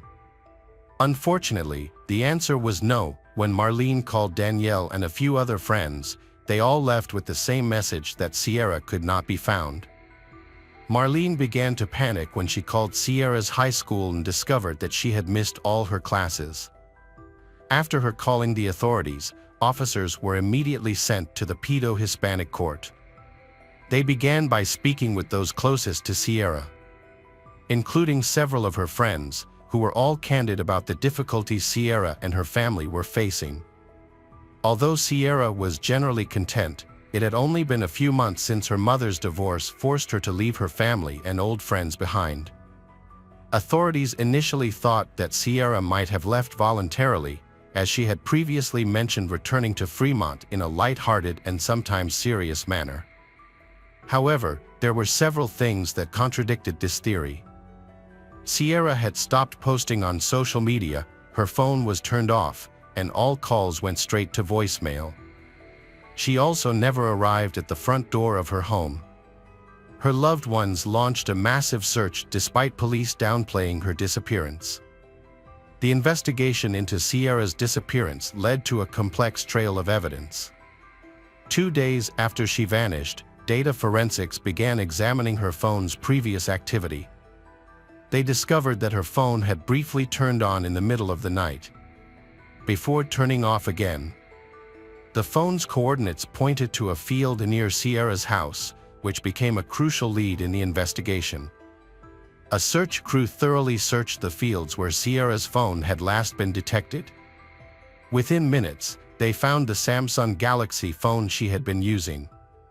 It was near the road, damaged, and had likely been thrown from a vehicle. Investigators concluded that Sierra hadn't turned on her phone that evening. Instead, they believed that rain had caused a false signal, briefly activating her phone. This coincidence was crucial, as the entire investigation hinged on the discovery of her phone. The case took a disturbing turn when detectives realized that Sierra's phone was probably thrown from a moving vehicle. There were no footprints, tire tracks, or other visible evidence. The next day, a search crew made another discovery. Sierra's backpack was found 2 kilometers from her house, discarded outside a barn. The bag contained her schoolwork, inhaler, and money, suggesting that she had been on her way to school and was forcibly separated from her essential items. Additionally, a complete outfit, believed to be the one Sierra was wearing the morning she vanished, was found in her luggage. This outfit included her pullover, pants, socks, shoes, and even undergarments. The outfit was subjected to DNA testing, which yielded results. Specifically, her pants contained male foreign DNA, suggesting that she had likely been assaulted. The discovery of Sierra's phone and clothing led to a surge of local and international sympathy. The search effort, which had already intensified significantly in the days following her disappearance, received a fresh wave of support. Authorities received over 1,000 new tips, and officers worked more than 7,000 hours. Multiple search teams, comprising over 800 individuals, were deployed to thoroughly search the area. They systematically examined every available lake and reservoir, combed over fields, and searched abandoned buildings. Sierra's disappearance was a major topic of discussion in the community, with missing person posters put up everywhere. Her parents offered a $10,000 reward for any credible information leading to her safe return. Despite the efforts of the community and investigators, only a golf ball and a flipper were found. However, unbeknownst to the public, investigators were making progress in identifying a potential suspect. 12 days after Sierra's disappearance, on March 28, DNA analysis revealed that the DNA on her pants belonged to a local man. As part of the investigation, DNA samples from all 57 registered sex offenders in the Morgan Hill zip code were compared to the DNA evidence. Sierra's father, who had a criminal record, proactively contacted law enforcement and was quickly eliminated as a suspect. One of the local men who had not been ruled out as a suspect was Antolin Garcia Torres. Following a DNA match between the 21-year-old man and Sierra's pants, he came to public attention. At the time, he lived in Maple Leaf Recreational Vehicle Park with his mother, pregnant wife and daughter about 7 miles from Sierra's house. Antolin Garcia Torres had a troubling past, had a challenging upbringing marked by abuse and neglect. His father, who was abusive and often drunk, had threatened to kill him and his mother before being imprisoned for molesting a young family member. The father's abusive behavior appears to have been passed on to his son. Although 2009 allegations of having sex with a minor were dismissed, Antolin Garcia Torres's DNA was collected. He was also detained in 2010 for impeding police operations. Due to the suspicious relationship between he and Sierra, detectives put him under constant surveillance. As it was unclear whether Sierra was still alive, Antolin Garcia Torres was the most likely person to have information. To monitor his activities, police tapped his phone, placed a GPS tracker in his car, and had 2 undercover investigators move into a vehicle park next to his house. After discovering that the vehicle park had cameras at the front door, investigators began reviewing security footage from the neighborhood around Antolin Garcia Torres's residence. They examined a film taken on the day of Sierra's disappearance to determine whether Antolin had left or arrived home. It was discovered that Antolin had left the campground in his red Volkswagen Jetta at 7 a.m. on the morning she vanished. Given that his home was only 7 miles from Sierra, Antolin's travel time matched the period during which Sierra could have been kidnapped. Although Antolin had left for work at the usual time, Safeway's shift records showed that he did not arrive at work on Sierra went missing. It was found that 3 years prior, there were 3 unsuccessful kidnapping attempts in the Safeway parking lot. But none of the perpetrators were identified or detained. The only evidence from these attempts was a taser dropped by the perpetrator, which had a fingerprint on one of its batteries. However, it was only a partial fingerprint, requiring a direct one-to-one comparison to match. The idea seemed promising, but when Antolin's fingerprints were compared to those on the taser, a surprising revelation emerged. In reality, their suspect was indeed Antolin. Antolin was taken into custody by investigators after being positively identified as someone who was present when Sierra went missing. His DNA was found on her pants, and he had a history of involvement in kidnappings. This evidence was enough to detain him for questioning and to seize his vehicle for further DNA testing. During the interview, the suspect, Antolin, showed arrogance and was dismissive of the questions. He claimed that on the day Sierra vanished, he had gone fishing and didn't know who she was. He was confident that the investigators wouldn't find any evidence against him. However, before the interview ended, Antolin made a strange revelation. He admitted to having a habit of strangling a snake while driving and then throwing the tissue out the window. He also claimed to have thrown out a used tissue in the exact spot where Sierra's bag was found on the morning she went missing. We already had a 1 in a million chance with the rain on Sierra's phone, and the police didn't believe Antolin's implausible explanation either. On May 21, 2012, Antolin Garcia Torres was formally detained in connection with Sierra Lamar's disappearance outside his workplace in a Safeway parking lot. This was the result of several distinct links between Sierra and Antolin's vehicle. A DNA test found her DNA on the interior door handle of the car's rear door. Additionally, fibers from the car seats matched those found on Sierra's clothing, and a piece of rope inside the car contained a strand of her hair.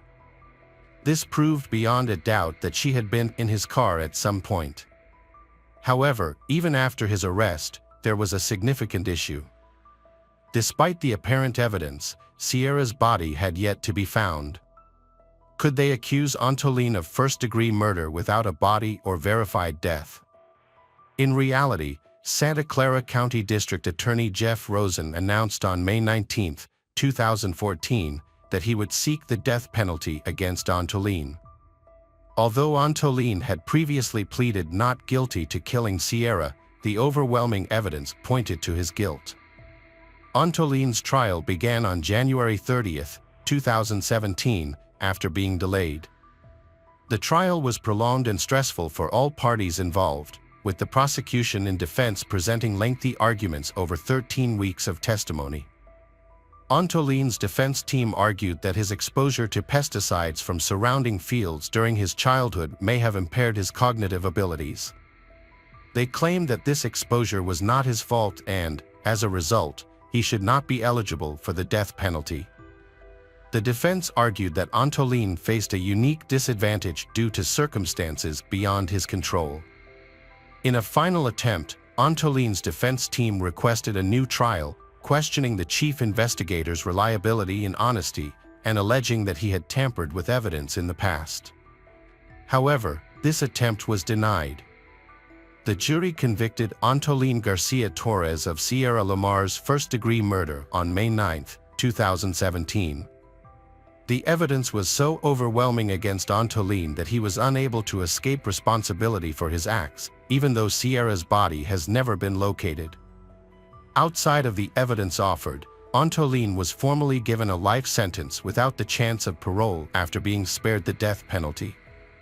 Since his sentencing, Antoline has stayed largely silent, and despite receiving hundreds of letters from news organizations and total strangers, only one letter has been answered.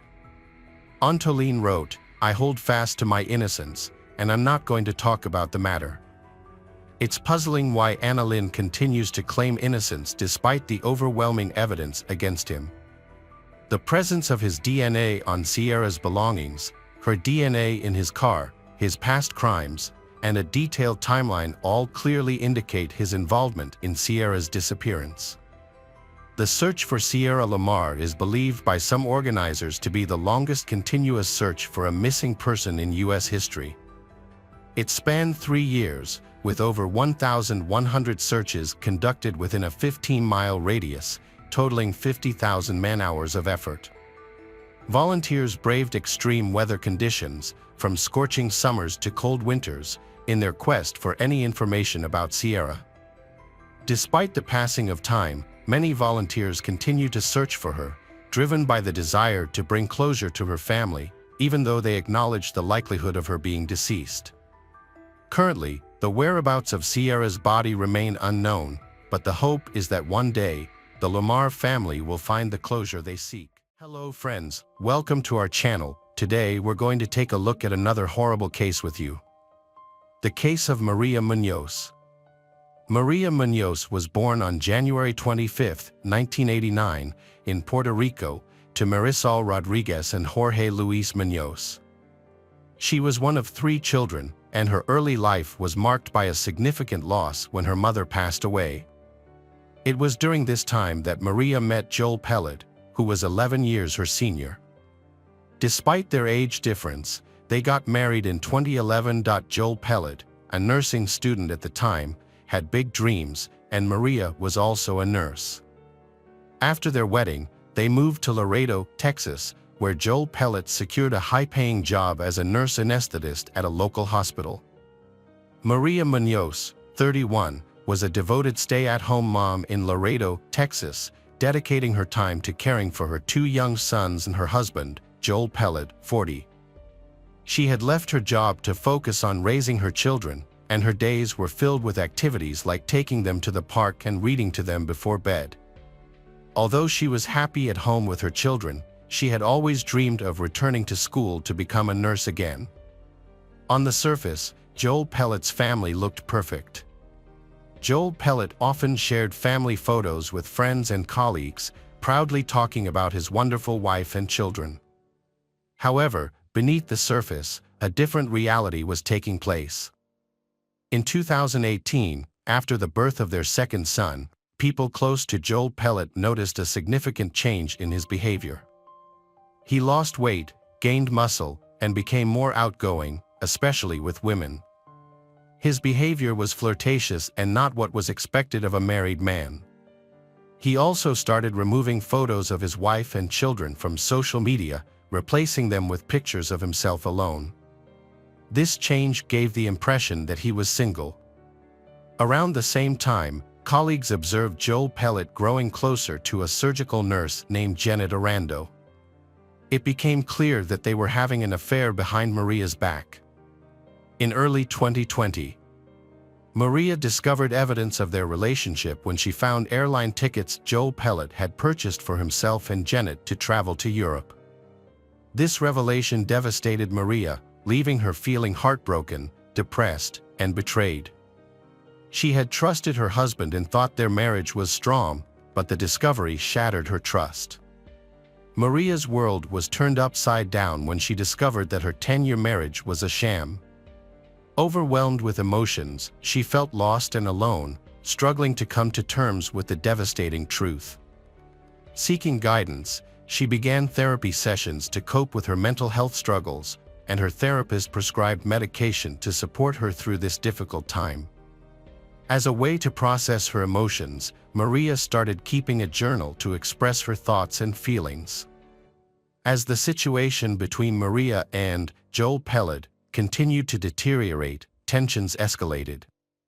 On September 19, 2020, Maria visited Janet's house, where she found Joel Pellet's car parked in the driveway.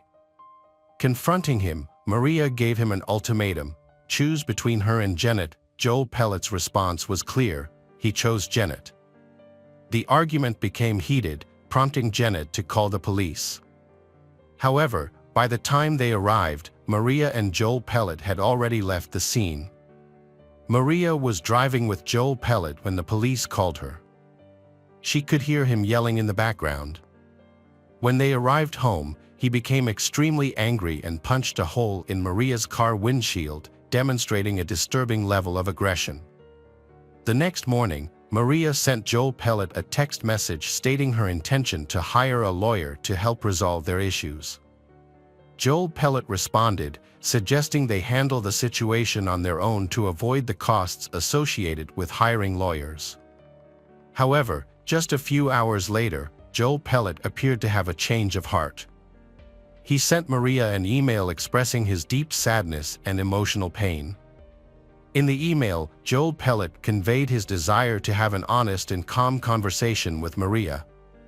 Maria replied to the email, and they agreed to meet the following evening at around 5 p.m. On Monday, September 21st, before going to meet him, Maria was so nervous and then messaged her friend Yasmin Martinez that today they were going to meet. The next day, a terrifying turn of events unfolded. At around 1:40 a.m. on September 22, 2020, a distressed call was made to 911. Joel Pellet claimed that his wife may have ingested some prescription medication and was not breathing. DEA Officer Cruz was first on the scene and his body camera captured everything that happened next. He found Joel Pellet at the top of the stairs near the master bedroom, Joel Pellet dressed in hospital gown and performing CPR on Maria, while their son slept in a nearby room. When the paramedics arrived, they took charge of performing CPR on Maria. Meanwhile, another police officer approaches Joel Pellet to ask about the pills Maria took.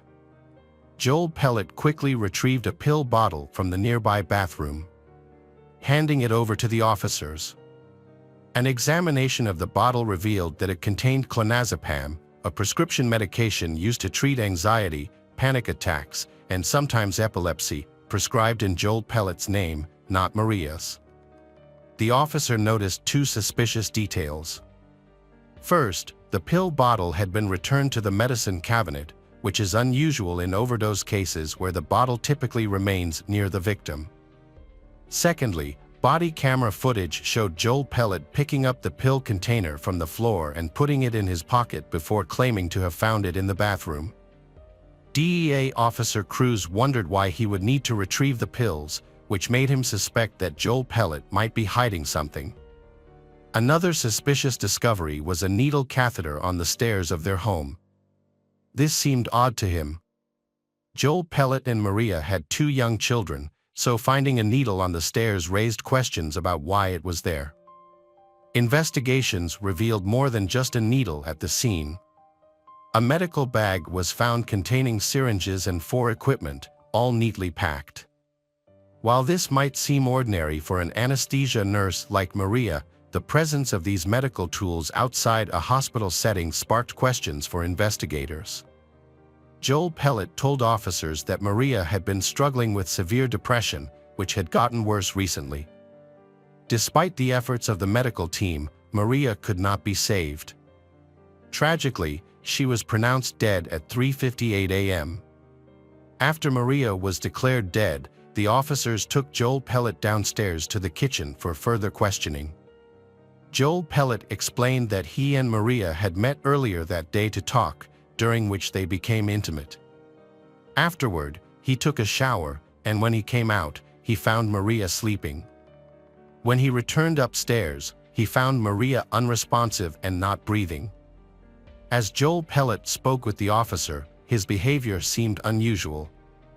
He was sweating heavily and struggled to answer basic questions about what happened. The officer noted that Joel Pellet's level of sweating was noticeably higher than anyone else present, including the first responder who had been trying to save Maria's life for the past 2 hours. This raised the officers' suspicion, leading them to take Joel Pellet to the police station with Sergeant Lisa Mata for more questioning.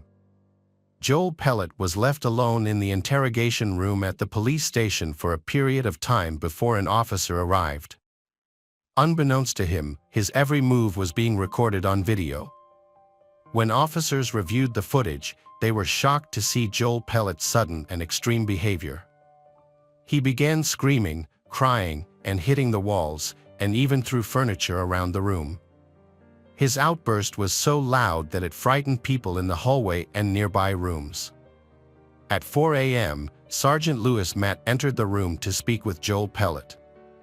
During their conversation, Joel Pellet opened up about the events leading up to Maria's death. He also made a shocking confession: he had been involved with another woman, Janet, and had been living with her for 5 months prior to Maria's death. Joel Pellet revealed that he had been in a relationship with Janet for 2 years, and Maria had been aware of the affair. According to Joel Pellet, on the night of Maria's death, he visited the home to discuss their marriage with Maria. After their conversation, they became intimate. Joel Pellet claimed that he thought Maria was asleep in her room, but when he checked on her 10 minutes later, he found her unresponsive. Joel Pellet also confessed to giving Maria the medication clonazepam, which had been prescribed to him to help with anxiety and depression.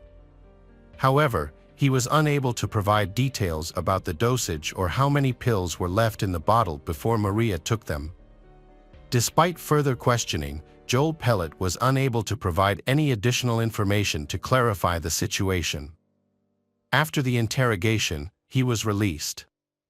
The next step in the investigation was to perform Maria's autopsy, which took place just 8 hours after her death. This quick turnaround meant that any substance that had caused her death should still be present in her stomach contents. However, when the autopsy results came in, they revealed a surprising twist: no pills were found in her stomach. Instead, the medical examiner's report revealed a small, red pinprick mark on the inside of her elbow. This mark was concerning because it suggested that Maria may have been injected with something. The discovery of this mark led investigators to explore its significance and potential connection to her death. As they dug deeper, they discovered a journal at Maria's house. Maria had started keeping a journal to cope with her anxiety and depression. The journal proved to be a crucial piece of evidence, helping investigators identify the culprit behind her death. Maria's journal revealed her heartbreaking experiences and thoughts. Despite knowing her husband Joel Pellet wanted to be with someone else, Maria wanted to preserve their family and expressed her love for him. In her journal entries, she poured out her emotions, detailing the pain of Joel Pellet leaving their home in Laredo and leaving her to care for their 2 young sons alone. Her diary and cell phone recordings also helped investigators uncover Joel Pellet's abusive behavior. Maria's journal entries exposed her emotional journey, from grief and heartbreak to healing and newfound hope for the future. She wrote about feeling trapped in a constant internal battle. She begged for her emotional turmoil to end, describing how her past haunted her, her present was confusing, and her future was uncertain. In a poignant cry for help, Maria turned to a higher power, pleading for an end to her suffering. She asked for laughter, peace, and happiness to return to her life, and for her heart and mind to be free from pain and torture. Maria Muñoz's journal entries from the day before her death revealed her desire to move forward with her life. There was no indication of suicidal thoughts or plans to end her life. As a result, investigators initially ruled out the possibility of suicide. To gain a deeper understanding of the circumstances surrounding her death, they sought additional information. Dr. John Hunsinger, anesthesiologist, reviewed the autopsy findings and contacted the lead detective, DEA Cruz, to express his concerns. Dr. John Hunsinger recommended a comprehensive toxicology screening, which the investigators subsequently conducted. In January 2021, Sergeant Louis Matt and DEA Cruz received toxicology test results that contradicted Joel Pellet's claim that Maria had been given clonazepam. The report actually showed that Maria's body did not have that drug. However, it revealed something more astonishing: the presence of 7 other powerful drugs. These medications, typically used in surgical procedures, included morphine, Demerol, Versed, propofol, and ketamine, as well as lidocaine and Naren. Specifically, propofol and ketamine are commonly used as sedatives and painkillers during surgeries. Administered through and for. The unusual presence of these drugs was significant, as they are tightly controlled and rarely accessed outside of anesthesiology departments, making it difficult for even many medical professionals to obtain them. The discovery of propofol in Maria's system was the most startling revelation for the investigators. Investigators believe that Joel Pellet, as a nurse anesthetist, had access to propofol due to his profession. Dr. Hunsinger, who worked with Joel Pellet and had experience with propofol, was shocked by the amount found in Maria's system, saying it was the highest amount he had ever seen. This led doctors to believe that propofol was the direct cause of Maria's death. They reasoned that, given his profession, Joel Pellet would have known the proper dosage to either anesthetize someone or cause an overdose. Additionally, a small mark on Maria's arm suggested that she may have been injected with some substance. Considering the autopsy report, Joel Pellet's suspicious behavior, and Maria's journal entries, the investigators believed they had enough evidence to arrest Joel Pellet for the murder of his wife. An arrest warrant was promptly issued, and authorities took Joel Pellet into custody without incident, as if he had anticipated and accepted his fate. Joel Pellet was then taken to the police station, marking a new phase in the investigation. The trial started on March 21, 2023, as the legal proceedings unfolded. Both the prosecution and defense presented their cases. A prosecution team composed entirely of women known as Maria's team utilized Maria Muñoz's journal entries to construct a compelling case against Joel Pellet. By sharing Maria's diary entries, prosecutors wanted to show the jury that Maria was a wonderful, caring, and intelligent mother whose vibrant spirit shone through the pages of her diary. The prosecutors alleged that Joel Pellet first drugged Maria by lacing her drink with a substance to make her sleepy. Once she was unconscious, they believed he injected her with propofol. Additionally, they suspected that Joel Pellet deliberately delayed calling 911, waiting long enough to ensure that first responders would be unable to revive her when they arrived. The prosecution team stated that Maria's journals helped them understand the challenges she faced, which fueled their determination to seek justice in her case. Roberto Bali, Joel Pellet's lawyer, informed the jury that his client had been trying to work on his marriage with Maria Muñoz before her death. Roberto Bali noted that the medical examiner's report still did not clearly state the cause of Maria's death, and there was not enough evidence to prove Joel Pellet was responsible for her death. Roberto Bali pointed out that Joel Pellet had given Maria a medication called Naren, used to counteract overdoses, on the night she died. He also acknowledged that both Joel Pellet and Maria had struggled with drug addiction in the past. However, Roberto Bali argued that Maria had willingly taken the drugs without being forced, as there were no signs of trauma or coercion on her body.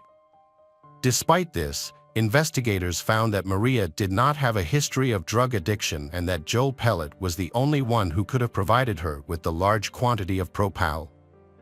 Maria was murdered, and Joel Pellet was put on trial for the crime. During the trial, it was revealed that Joel Pellet had given Maria a substance to calm her down, and he had brought home drugs, including propal, from work. The jury quickly reached a verdict, finding Joel Pellet guilty of murder after just 1 hour of deliberation. The trial lasted for 9 days, concluding on March 30, 2023, with the guilty verdict. Joel Pellet was later sentenced to life in prison for the murder, plus an additional 10 years for tampering with evidence and a $10,000 fine. This sentence was handed down on April 27, 2023. The motive behind Joel Pellet's killing of his wife Maria Munoz is not entirely clear, but the prosecution believes it was driven by his desire to end his marriage and start a new relationship with his girlfriend Janet Aridon. As a result, Joel Pellet was held accountable for his actions. Hello friends, welcome to our channel. Today we're going to take a look at another horrible case with you. The case of Shad Therian. Shad Therian was born on September 7, 1997, in Green Bay, Wisconsin, to parents Tara Pinich and Michael Therian. His parents later separated, and his mother started dating a man named Steve. Shad Therian grew up in a loving family that included his parents, 2 sisters, Ava and Svea, a brother, Bo Smith, and his younger sibling, Therian. He was also surrounded by a large, close-knit family that included paternal and maternal grandparents, as well as many aunts, uncles, nieces, nephews, and cousins. Additionally, Shad Therian had many friends who were like a second family to him. As a child, Shad attended Howard and SWO schools. However, he later decided to help out with the family business, working alongside his father and grandfather. Shad was a lively and adventurous person who enjoyed activities such as camping, gaming, and spending quality time with loved ones. Shad was a talented and artistic person who loved carving wood. He was also kind and compassionate, often putting others' interests before his own. His empathetic nature made him a loving family member. However, what happened to him is all the more tragic because of his good character. On the evening of February 23, 2022, Shad told his family that he was going out to meet 2 friends.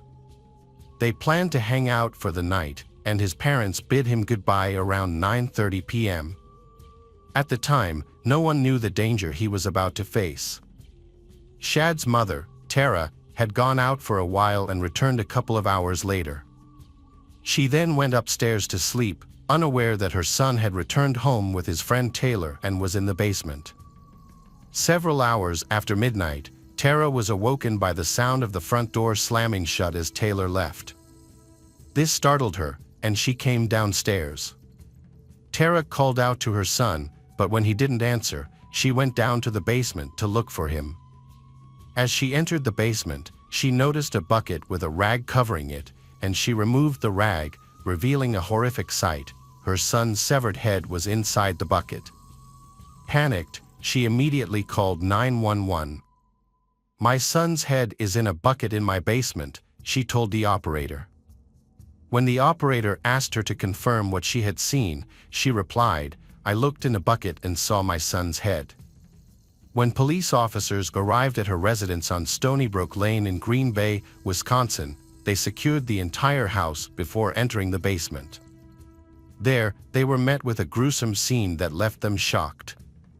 They knew they had to find the person responsible for the savage crime, as they posed a potential threat to society as a whole.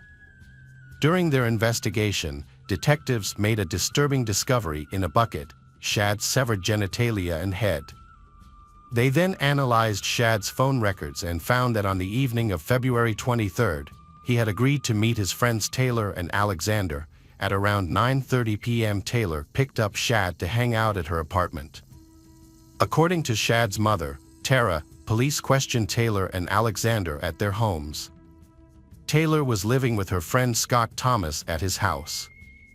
At Taylor's residence, detectives found bloody footprints near her minivan leading up to her apartment.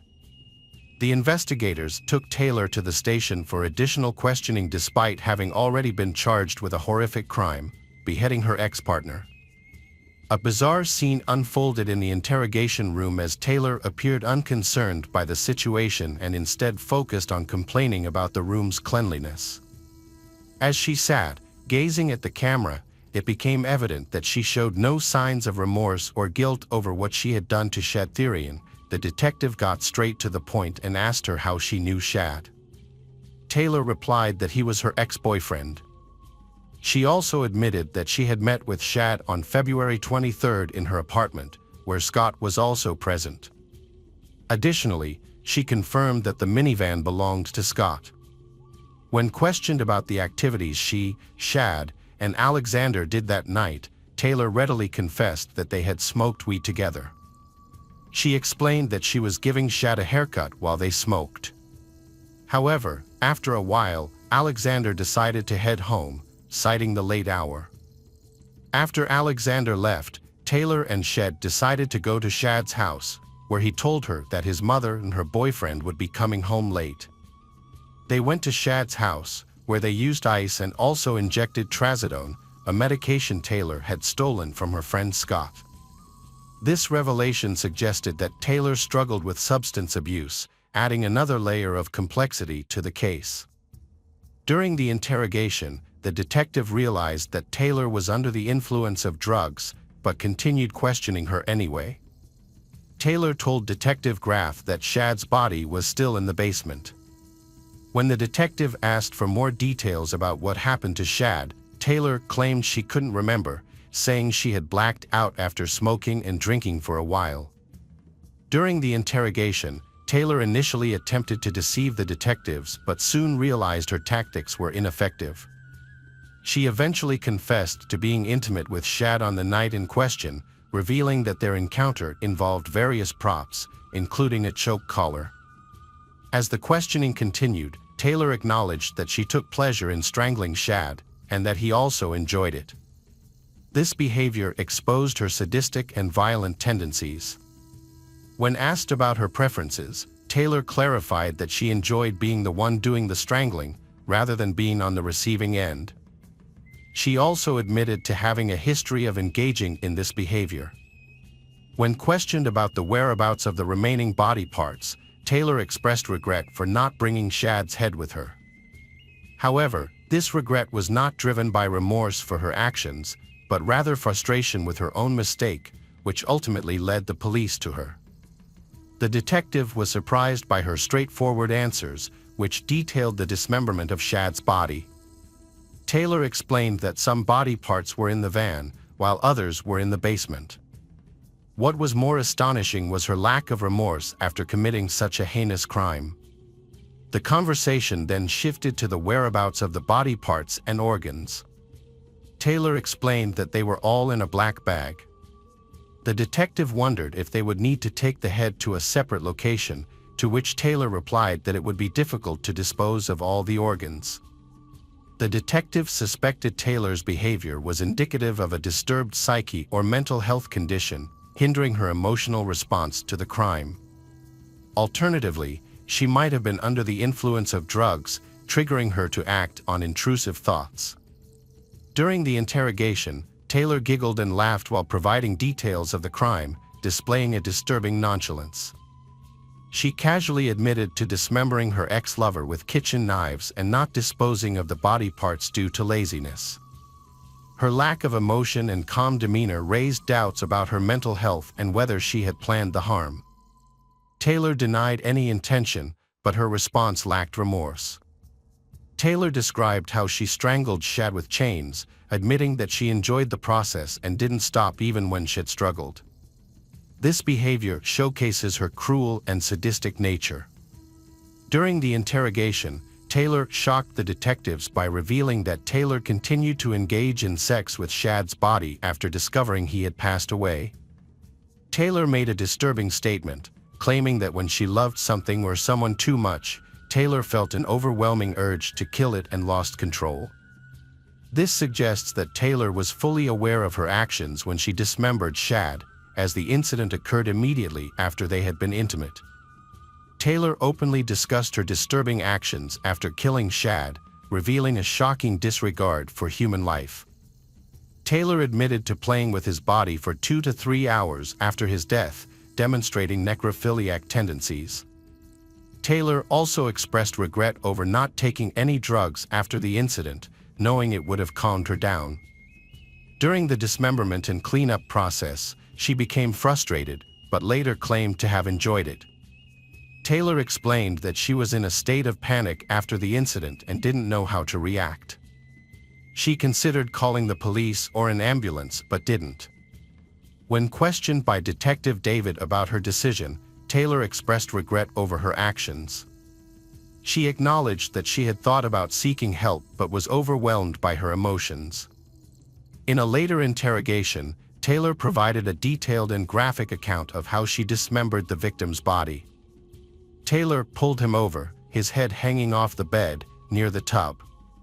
After I cut his head off, Taylor moved the tub underneath.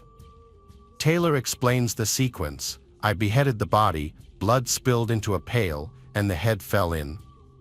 I poured the contents into a blue Tupperware, finished cutting the head, and placed it in a container. The internal organs are in the Tupperware were scattered around, some in separate plastic bags. I put the bagged organs in a backpack, leaving the blood in the blue tub. Taylor Business was born in Avon, Illinois in November 1997 to Maria and Arturo Coronado. When she was in 4th grade, her family relocated to Wisconsin. Later, she married Warren Business and had a son, Matto, with him. Despite this, she reconnected with an ex-boyfriend, Shadtherian, and engaged in a relationship with him. After the heinous crime was committed, the authorities recognized that Taylor had significant mental health issues that required attention. However, they also determined that at the time of the crime, she was fully aware of her actions, which included the admission of enjoying the process of dismembering Shad's body. Taylor also confessed to using sex toys on his deceased body and engaging in other forms of physical intimacy with him. Taylor Business was arrested on February 23, 2022, for the murder and dismemberment of her ex-partner, Shadtherian. Her trial began on July 24, 2022. Due to the severity of the crime, the court needed to determine whether Taylor was sane at the time of the crime and if she understood that her actions were wrong. During the trial, Taylor's grandmother testified about Taylor's difficult childhood. She explained that Taylor's mother had passed away at a young age and her father had remarried. Taylor had also experienced the loss of her brother, Arturo Coronado Jr., in a motorcycle accident in 2021. Additionally, Taylor's husband, Warren Business, was already incarcerated for distributing methamphetamine and was also serving as Taylor's defender in court. The grandmother further revealed that Taylor's young son had been taken into custody by Child Protective Services just 24 hours after his birth. However, Taylor's grandmother and her husband were fighting to regain custody of their grandson, Matto. The grandmother attributed Taylor's turbulent upbringing to her struggles with depression and bipolar disorder. She emphasized that Taylor needed psychological help, but also deserved a second chance at life. Arturo Coronado, Taylor's 51-year-old father, was brought to the courtroom from prison, where he was serving time for assaulting a child. What was unsettling was Taylor's reaction to his presence. She couldn't stop smiling and giggling throughout his testimony. Despite her unusual behavior, her father provided a candid account of her upbringing.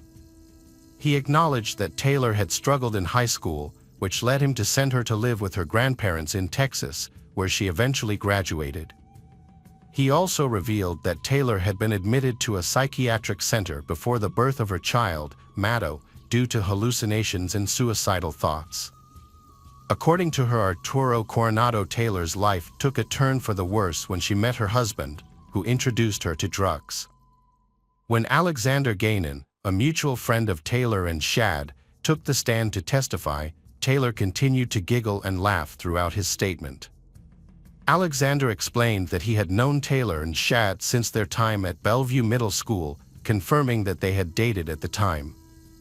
He also shared his account of the night of the murder, stating that he had been drinking with Taylor and others at her apartment, but left around 1 or 2 a.m. when it got late.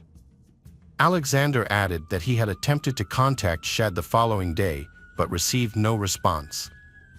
At her next court appearance, Taylor was seen wearing a spit mask, typically used to prevent individuals from spitting on law enforcement or court staff. Valerie, Taylor's second cousin, and several distant relatives testified on her behalf, stating that while Taylor currently required psychological treatment, she deserved a second chance at life in the future. Kelly Therian criticized Taylor, saying her actions were cowardly and that her mental health issues shouldn't be a reason for parole. Assistant District Attorney Caleb Saunders concluded that Taylor's actions were not a result of her substance abuse or mental health issues, but rather a deliberate choice. He emphasized that her lack of remorse warrants the harsher sentence for such a heinous crime. Defense attorney Christopher Frolick argued Taylor deserves a second chance, despite committing a horrific crime. He called the murder an honest mistake, suggesting Taylor didn't intentionally commit the crime or take pleasure in it. Frolick claimed Taylor was intoxicated and not fully aware of her actions when speaking with detectives. When Taylor requested a possible extension of the trial, her outburst in court revealed that Taylor was not only struggling with substance abuse, but also had deeper issues that required immediate attention. The trial concluded on September 26, 2022, with Judge Thomas Walsh sentencing Taylor to life in prison without the possibility of parole. The case shocked the world due to the inhumane nature of the crime, in which Taylor dismembered her former lover, Shad Therian. What was even more disturbing was Taylor's apparent lack of remorse or guilt for the heinous crime she had committed. Hello friends, welcome to our channel. Today we're going to take a look at another horrible case with you, the case of Susan Reinert. Susan Reinert, known to many as Sue, was born in 1943 in the town of Ridgeway, northwestern Pennsylvania. Her parents, William and Jane Gallagher, were a significant influence on her early life. Her father managed a newspaper, while her mother was a dedicated school teacher, which later shaped her path. As a child, Susan demonstrated a clear passion for learning and a natural love for literature, following in her mother's footsteps. She pursued higher education at Grove City College, where she met Kenneth Reinert, a young Air Force enlistee. Their chance encounter blossomed into a romance as they studied together. Susan's determination paid off as she earned her bachelor's degree. After achieving her initial goal, Susan pursued further education, earning a master's degree in English from Pennsylvania State University in 1966. She had married Kenneth in 1965, shortly after graduating from Grove City College, and they began a life filled with adventure as a military couple, moving to various duty stations across the country. Their military life took them to different parts of the country, including Sacramento, California, Rome, New York, and even Puerto Rico, before they eventually settled in the Philadelphia region. However, in 1971, Susan and Kenneth decided to separate, marking the end of their marriage. Despite the divorce, they parted ways amicably, without any legal disputes. As a single mother, Susan focused on creating a warm and loving home for her two children, Karen and Michael. She was a dedicated teacher and a beloved colleague and educator at Chestnut Walled Elementary School, known for her friendly and warm nature. Outside of her professional life, Susan was actively involved in Parents Without Partners, playing a crucial role in the Valley Forge chapter. After her mother's death, Susan found comfort in her connection with the organization Parents Without Partners. Despite facing challenges, she remained strong, relying on the organization for support. As she navigated her grief and a significant inheritance, her life became increasingly complex. However, she seemed to be managing well thanks to her strong ability to cope and a supportive network. On the evening of June 22, 1979, Susan and her 2 children spent what would be their last day together. Earlier that day, her son Michael had spent time with his father Kenneth, a personnel officer at Fidelity Bank. They had played in a father-son softball game, but left early when Susan arrived to pick Michael up around 8:30 p.m. Later that evening, Michael called his father to apologize for leaving the game early. Susan also called her former-in-laws, Florence and John Reinhardt, with whom she remained close despite her divorce. With a full tank of gas, Susan was prepared for the drive to Allentown, Pennsylvania, about an hour north. She planned to attend a Parents Without Partners conference and use the trip as a weekend getaway with her children. Susan had planned a weekend getaway with her 2 children, Karen, 11 years old, and Michael, 10 years old. They were supposed to leave on Saturday morning to attend events, but on Friday evening, around 9 p.m., they unexpectedly departed. The children had been outside collecting hailstones from a summer storm, and shortly after, neighbors heard Susan's car start up and saw it leave the driveway. Susan had been having an affair with William Bradfield, a fellow teacher, which had put a strain on her marriage to Kenneth. Rumors had circulated that Susan and Bradfield might get married.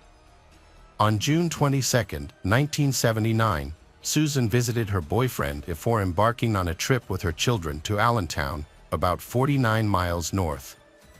They had planned to spend the night in a motel, but instead of arriving at their destination, Susan and her children vanished. 2 days after Susan Reinhardt and her children vanished, the community cared for them deeply was overcome with concern and uncertainty. On June 25, 1979, their fears were realized when Susan's orange Plymouth hatchback was found in the Hostin Hotel parking lot in Harrisburg, 87 miles from Allentown and 97 miles from her home. Tragically, her body was discovered in the back of the vehicle. The details of her death were horrific.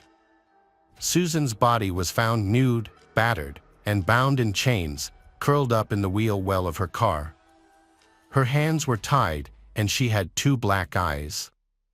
It appeared that she had been either beaten with chains or tied so tightly that the chains had caused severe bruising on her back. To make matters worse, she had been given a lethal dose of morphine. The disappearance of her 2 children remained a mystery, however, with no signs of their whereabouts. Police were left searching for answers, with the children seemingly vanished into thin air. The police searched for hours, hoping to find Susan's children with a babysitter, but none of her regular sitters, friends, or family members had seen them that weekend. As a result, the police began investigating to find answers. To gather leads, the police published pictures of the Reinhardt family in newspapers for weeks. This was before the internet and Amber Alerts existed, making it more challenging to disseminate information quickly. As the investigation continued, it was discovered that Susan Reinhardt had named William Bradfield, the man she believed she would marry, as the beneficiary of life insurance policies worth $730,000. This revelation raised suspicions that the children might have been killed to allow Bradfield to receive the substantial financial windfall.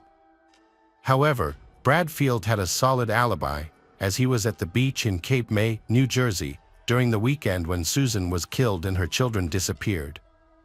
Several other teachers were with him and could vouch for his whereabouts. The police then shifted their focus to Upper Marin High School, where Susan worked. The school was facing several difficulties and challenges. The principal, J.C. Smith, had been involved in a scandal. He had been fired the previous year, being arrested at a local shopping center, where a search of his Ford Granada revealed loaded handguns, a hooded mask, and various tools associated with burglary. Additionally, a syringe filled with morphine was found in his trunk. Jay's life was already unraveling before his wife's cancer diagnosis. In 1977, his wife was diagnosed with an aggressive form of cancer, which she would eventually succumb to in August 1979. During her illness, she kept a diary, documenting her husband's increasingly bizarre behavior.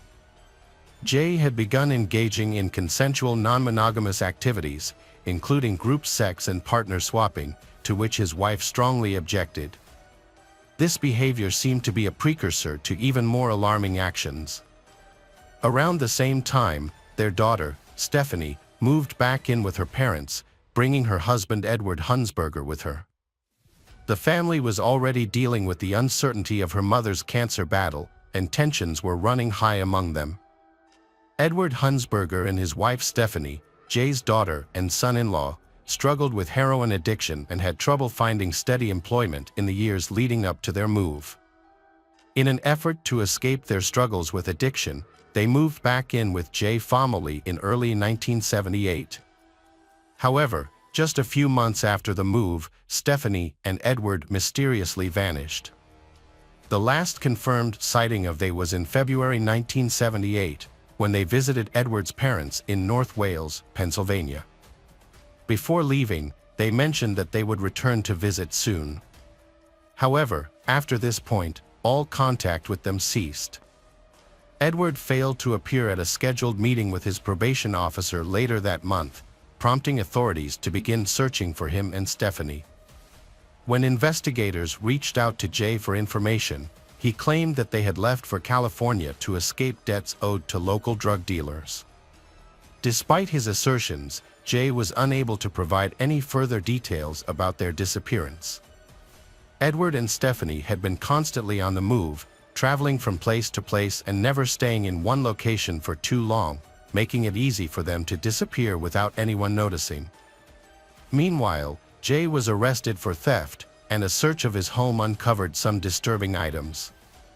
Authorities found firearms, marijuana, prescription pills, security guard uniforms and badges, as well as disturbing pornography. They also discovered nitric acid and stolen office equipment from a local school. Jay was linked to a string of recent armed robberies matching his description and attire. While awaiting sentencing for the theft charge, Jay's alibi witness, Bradfield, testified that they were on vacation during the time of the robberies. However, the jury did not find Bradfield's testimony credible. Jay had a notorious reputation at Upper Merion, earning him the nickname, the Prince of Darkness. This was especially relevant in the investigation of Susan's death, which was caused by strangulation or suffocation. The time frame for her death was broad, and when questioned about his whereabouts, Jay couldn't provide a clear answer. The autopsy found that Susan's body had an extremely high amount of morphine, roughly 10 times the amount needed to be fatal, which indicates that her overdose was likely a deliberate act. As the investigation into Susan's death continued, Jay was found guilty of a series of store robberies in the late 1970s. He was sentenced to 2 to 5 years in prison on June 25, 1979. However, even behind bars, Jay remained a key suspect in the investigation into Susan's death. The police began to dig deeper into his past, uncovering a disturbing discovery. Jay's daughter and son-in-law had gone missing in similar circumstances to Susan and her children. There were two main connections between Jay and the disappearances. Firstly, large quantities of morphine had been discovered in Jay's house a few months earlier. Secondly, a plastic comb with Jay's military unit was found in Susan's car. The disappearances of Jay's daughter and son-in-law shared striking similarities with the disappearance of Susan's children. The investigation revealed a shocking series of events that had a lasting impact on the public. However, the most shocking revelation was yet to come. In late July 1979, about a month after Susan's body was discovered near Harrisburg, investigators stumbled upon a potential motive for the crime. In her official documents, Susan referred to Bradfield as her future husband. As the police investigated further, they determined that Susan's death occurred between midnight on Saturday, June 23, 1979, and midnight on Sunday, June 24. Bradfield and his colleagues arrived in Cape Cod at 5 a.m. on Saturday and stayed until Monday afternoon, June 25. However, there was a gap in Bradfield's alibi, as his exact whereabouts during the time of Susan's disappearance were unclear. Investigations also revealed that Susan had withdrawn large sums of money from her accounts, totaling around $25,000. She had told bank employees that she planned to invest the money in high-yielding investments managed by Bradfield, whom she trusted as her future husband. Unbeknownst to Susan, Bradfield was leading a double life, dating multiple women, including a fellow English teacher, with whom he had a secret relationship spanning nearly a decade. Bradfield had promised Susan that he would handle her investments and assured her they would be profitable, providing a way for they to fund their upcoming wedding and move to England. However, investigators found fake stocks and bonds in Susan's home, which were actually forgeries created by Bradfield. He had sold these worthless securities to Susan, using fictional companies to make them appear legitimate. This discovery added a new dimension to the narrative, revealing a significant financial motive. Bradfield was required to testify in a lawsuit in March 1980 but initially refused to answer questions, referring them to his lawyers instead. His lawyers denied any wrongdoing but were open to negotiating a settlement to resolve the matter and distribute Susan's estate, which was worth approximately $7 million. In June 1980, Bradfield testified in a civil trial, downplaying his involvement in the case. He contradicted Susan's claims about their relationship, saying it was not as serious as she had told others. He denied plans to marry Susan later that year, despite her having shared these plans with multiple people. Bradfield also made an unsubstantiated claim that Susan had an affair with J. Smith, the former principal of her high school, but this accusation was not supported by any evidence. Friends and family members remembered Susan being in a long-term relationship with Bradfield, with no indication of a relationship with J. Smith, who was actually in prison at the time of the trial. Bradfield failed to explain why Susan had named him the beneficiary of her $1 million estate. Instead, he portrayed Susan as an irresponsible person who frequently got into trouble, and he blamed her for her problems, claiming he was only trying to help her deal with the consequences. As the investigation into the missing $25,000 continued, Susan's brother and ex-husband filed a second lawsuit in June 1980 to claim the $450,000 life insurance policy taken out on Susan's life just before her death. The goal was to use the funds to conduct a private investigation. However, the case took a surprising turn when Bradfield was arrested on February 20, 1981, and charged with 2 counts of theft and 1 count of conspiracy related to the $25,000. Wendy Ziegler, a former student of Bradfield's, was also charged as a co-conspirator in the case. Bradfield was released on bail on February 23, 1981, and was set to go on trial the following month. However, the trial was preempted when the original civil lawsuit was settled out of court. As a result of the settlement, $36,000 from Susan's estate was set aside to cover the costs of further investigations into the disappearance of the children and to contest certain provisions of Susan's will. Bradfield's 5-day trial ended on August 3, 1981, with a guilty verdict for theft.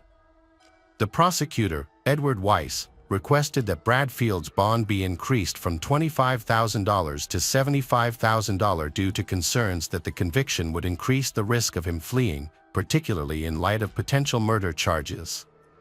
Judge Robert A. Wright granted this request. On April 6, 1983, Pennsylvania state troopers arrested Bradfield and charged him with multiple crimes, including 3 counts of murder, conspiracy to commit murder, kidnapping, and obstructing the law. A grand jury found evidence that Bradfield was aware of the plot to kill Susan and her children and had likely participated in these crimes. Although J.C. Smith, a suspected accomplice, was not charged at that time, a confession from a fellow inmate, Proctor Noel, implicated Bradfield.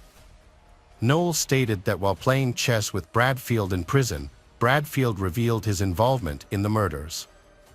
Despite the lack of direct physical evidence linking Bradfield to the crimes, prosecutors felt they had a strong case against him. A previous conviction for theft also bolstered their confidence, as did a potential connection to a person who may have disposed of the victims' bodies, which further implicated Bradfield in the murders that occurred in the 1980s. J.C. Smith was forced to testify before a grand jury in 1984, despite invoking his Fifth Amendment right. The questioning was likely related to the disappearance of his daughter, Stephanie, and her husband, Edward Huntsberger.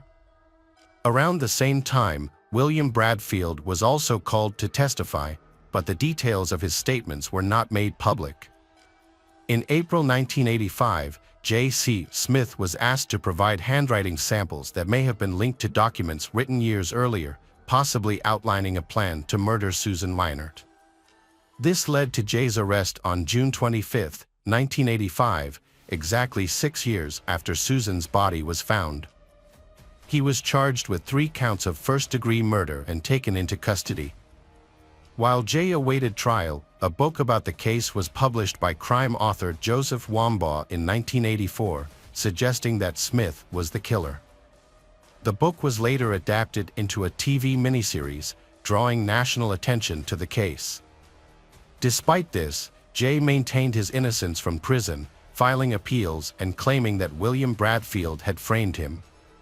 In 1989, the court decided to re-examine Jay's case and discovered problems with the prosecution's handling of the case. This led to a new trial in 1990. Jay waived his right to a speedy trial to allow for a thorough investigation. By 1992, the Pennsylvania Supreme Court ruled in Jay's favor, overturning his murder conviction due to issues with the prosecution's conduct. For 20 years, the state did not pursue a new trial against J.C. Smith, allowing him to live the rest of his life without further prosecution. Meanwhile, William Bradfield continuously disregarded court orders and refused to pay the $25,000 he owed to the estate of Susan Weinert. This issue was finally resolved in a settlement in 1996. J.C. Smith went on to file lawsuits against the state and Joseph Wambaugh, claiming defamation and conspiracy. However, both suits were eventually dismissed. On January 16, 1998, William Bradfield, who had been in prison for over a decade, was found unresponsive in his cell and pronounced dead due to cardiac arrest. Kenneth Reinert, the ex-husband of Susan Weinert, passed away in June 2002 without ever knowing what happened to their 2 missing children. J.C. Smith, whose conviction was overturned in 1992, wrote books about the case and remarried in 2002. He died on May 12, 2009, leaving many questions about his involvement in the 1978 disappearance of his daughter and son-in-law, Stephanie and Edward Huntsberger, still unanswered.